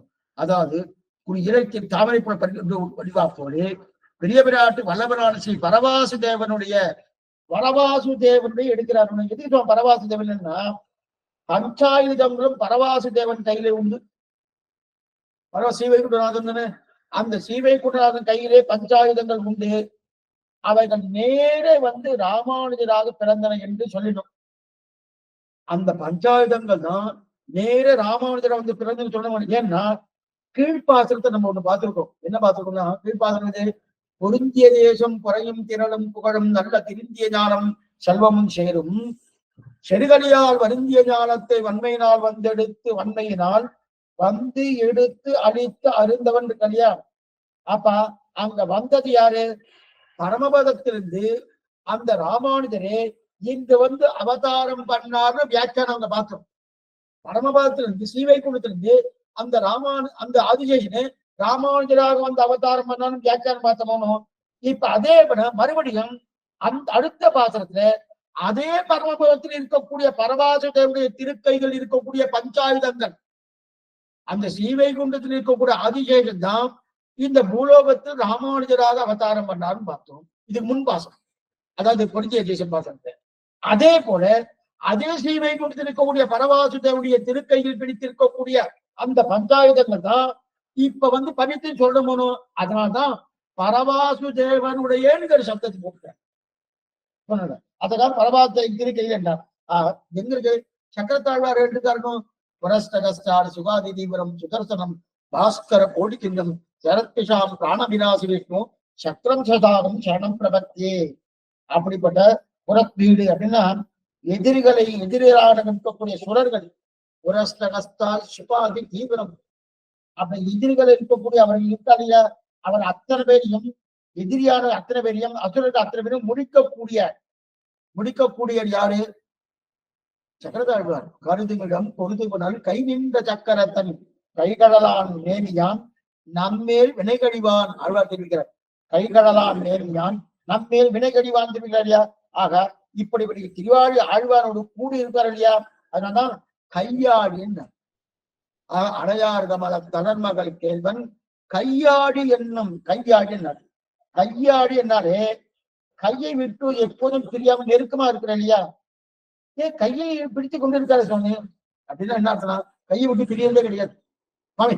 இதான் நீங்க கொஞ்ச நேரத்துல சங்கத்தாழ்வார் தான் பிரிய மாட்டார், இவர் பிரிவார். பிரிஞ்சாத்தனை இங்கிருந்து போயிட்டு யாராருக்கு முதலையை கொடனம் பண்ணும். அப்ப கஜேந்திர விருத்தாந்தத்துல அந்த முதலை கூட இங்க கிளம்பி போயிட்டு வந்தோம்னா. ஆனா இங்க சொல்றது என்னன்னா, இங்க சொல்றது விரோத நிரசனத்துக்காக சொல்ல, கையில பிடிச்சிட்டு இருக்கணும் சேக பெருமாள் பிடிச்சிட்டு இருக்கணும் சாமி. நாமே ஒண்ணுமே இல்லை, எங்கேயா யாத்திரை போறோம், ஒரு பைய எடுத்துக்கிறோம், பைய எடுத்துட்டு போறோம், பைய எடுத்துன்னு போயிடுச்சு. அந்த பையை ஜாகிரதையா வச்சுக்கோ, ஜாகிரதையா வச்சுக்கோ, ஜாகிரதையா வச்சுக்கோ அப்படின்னு எல்லாரும் சொல்லிட்டே இருப்பா. ஏன்னா அதுலதான் படம்லாம் இருக்கு, நகையெல்லாம் இருக்கு, அவர்கிட்ட கொடுக்கணும் அப்படின்னு இருக்கா. கெட்டியா பிடிச்சிட்டு இருக்கா. அப்படி இப்படி கூட வச்சிருப்பா, வச்சுட்டு போயிட்டு இருக்கா. எத்தனை நாள் வச்சுட்டு இருக்கா. அப்புறம் கொஞ்ச நாள் ஆனதுக்கு அப்புறம் அங்க ஏதாவது அவகாசம் கிடைச்சுட்டு வச்சுக்கோ, அதே ஒரு இடம் இருக்கு, அங்க இந்த பைய வைக்கிறதுக்கு கூட அவகாசம் கிடைச்சுன்னா வச்சுட்டு நம்ம அதே பார்த்துட்டு இருக்கோம். யாரா அவங்க எடுக்கிறதா அங்க கீழே வச்சுன்னா எத்தனை கை வலி கற்றுக்கணும். அதே போல இப்ப பெருமாள் என்ன பண்ணிக்கணும், நான் கையில சக்கரத்தாழ பிடிச்சிட்டு இருக்கேன், ரொம்ப நாளையா பிடிச்சிட்டு இருக்கேன், கொஞ்ச நாள் கீழே வச்சுட்டு கொஞ்ச நாள் கழிச்சு அது பண்ணலாமான்னா பண்ணமாட்டாங்க. அதனாலதான் கையாடின்ற கையாடி எண்ணம் படையோடு கையை விட்டு பிரியாம இருக்கு, அப்படியே இருக்கு. ஏன் கையில பிடிச்சிட்டு இருக்காருன்னா, இப்போ யாரோ ஒருத்தர் சமம் வந்துட்டு, அந்த சமம் வந்து ஒண்ணுமே இல்லை, கஜேந்திர ஆழ்வார் கூப்பிடுறாரு. கூப்பிட்ட உடனே நாராயணா வாராய் என்று ஆடிறாள் நீ காயின்னு கூப்பிட்டார். கூப்பிட்ட உடனே இல்ல இப்ப நான் கையில வச்சிருந்தேன், எத்தனை நாள் கையில வச்சிருந்தது, கையில வச்சிருந்த நேரத்துல கூப்பிடவே இல்லையே, இப்ப போய் கூப்பிட்டு இருக்கிறேன் அப்படின்னு சொல்லிட்டு நானு அந்த சக்கரத்தை ஆயுதச்சாலையில வச்சுட்டேன். ஆயுதச்சாலைன்னு தனியா வச்சிருக்கேன், அதுல வச்சுட்டேன். அங்க போய் அந்த ஆயுதச்சாலைக்கு ஆயுதத்தை கொண்டு வந்து நேர்கொண்டு உன்னை நான் ரட்சிக்கிறேன்னு சொன்னா அதுக்குள்ள பிராணமே போயிடும், அதுக்குள்ள பிராணமே போயிடும். அப்படின்னா எங்க ரட்சணம் இருக்கோ அந்த ரட்சணத்தை உடனே பண்ணணும். அந்த ரட்சணத்தை உடனே பண்ணணும்னா கையிலேயே எப்பவுமே பிடிச்சிட்டு இருக்கணும். என்னதான் பகவான் கையில பிடிச்சிட்டு இருக்கிற ஏன்னா நமக்காக, இன்னொன்னு அழகுக்காக, அதுவே ஆயுதமாவும் இருக்கு, அழகாவும் இருக்கு. அழகுக்காக பிடிச்சிட்டு இருக்க ஒரு விதம். இன்னொன்னு என்னன்னா, நமக்கு ஏதாவது சிரமம் வந்து விட்டேன்னா, சுவாமி சிரமம் வந்திருக்கா இருக்கட்டும், நான் ஆயுதத்தெல்லாம் போய் ஆயுதச்சாலையில வச்சுட்டு இருக்கேன், போய் கொண்டு வரேன், ஒரு 10 நிமிஷம் வெயிட் பண்ணுங்க அப்படின்னா அப்ப வெயிட் பண்ண வேண்டாம், உடனே பண்ணணும் போகணும். அதனால்தான் கையில பிடிச்சிருக்கு. அதனாலதான் கையாடி எண்ணம் படையோடு பகவான் எப்போதும் கையில பிடிச்சிருக்கா. எங்கேயா விட்ட இடம் உண்டா கிடையாது. விட்ட திவேணுனா விட்டாரு அவஸ்தப்பட்டார். இதுனா அப்ப விட்ட இடம் அதான் பிரச்சனை. அதாவது கூப்பிட்ட பிறகு ஆயுதத்தை தேட போனா நாடி ஆயிடும். அப்ப அந்த வேலை நடக்காதுனோ. அதனால நம்ம தன் கையிலேயே பிடிச்சினாரு. கையாடி எண்ணம் கீழே வைக்காமல் கையை பிடித்தபடியாலே கையாடி அப்படின்னு. அதுக்கப்புறம் கையாடி எண்ணம் படையோடு நாம் தகமும். அதுக்கப்புறம் கத்தி. அப்படின்னா அந்த கத்திக்கு அபிமானி தேவதை யாரு? ஞானம். அதான் ஞானம் தான் அபிமானி தேவதை. கத்தின்னு பார்த்தோம்னோ அந்த விஷயம் என்னன்றது நம்ம பார்ப்போம், அடுத்த காலட்சத்துல பார்ப்போம். ஆழ்வாரும் பெருமானார் ஜியத்தி விலேஷனம் ஆச்சாரியம் விலேஷனம் பகவதாரி திருவடிகளே சரணம். சாயங்காலம் திருப்பல்லாண்டு கடைசி பாசனம் ஆசிரியமா திரும்பிக்கிறார். அது என்னது சாயங்காலம் 5 மணிக்கு காலட்சம் அவசியம் வந்து பிரார்த்திக்கணும். இப்பதான் சந்தேகங்கள் தான் அவசியம் கேட்கறது.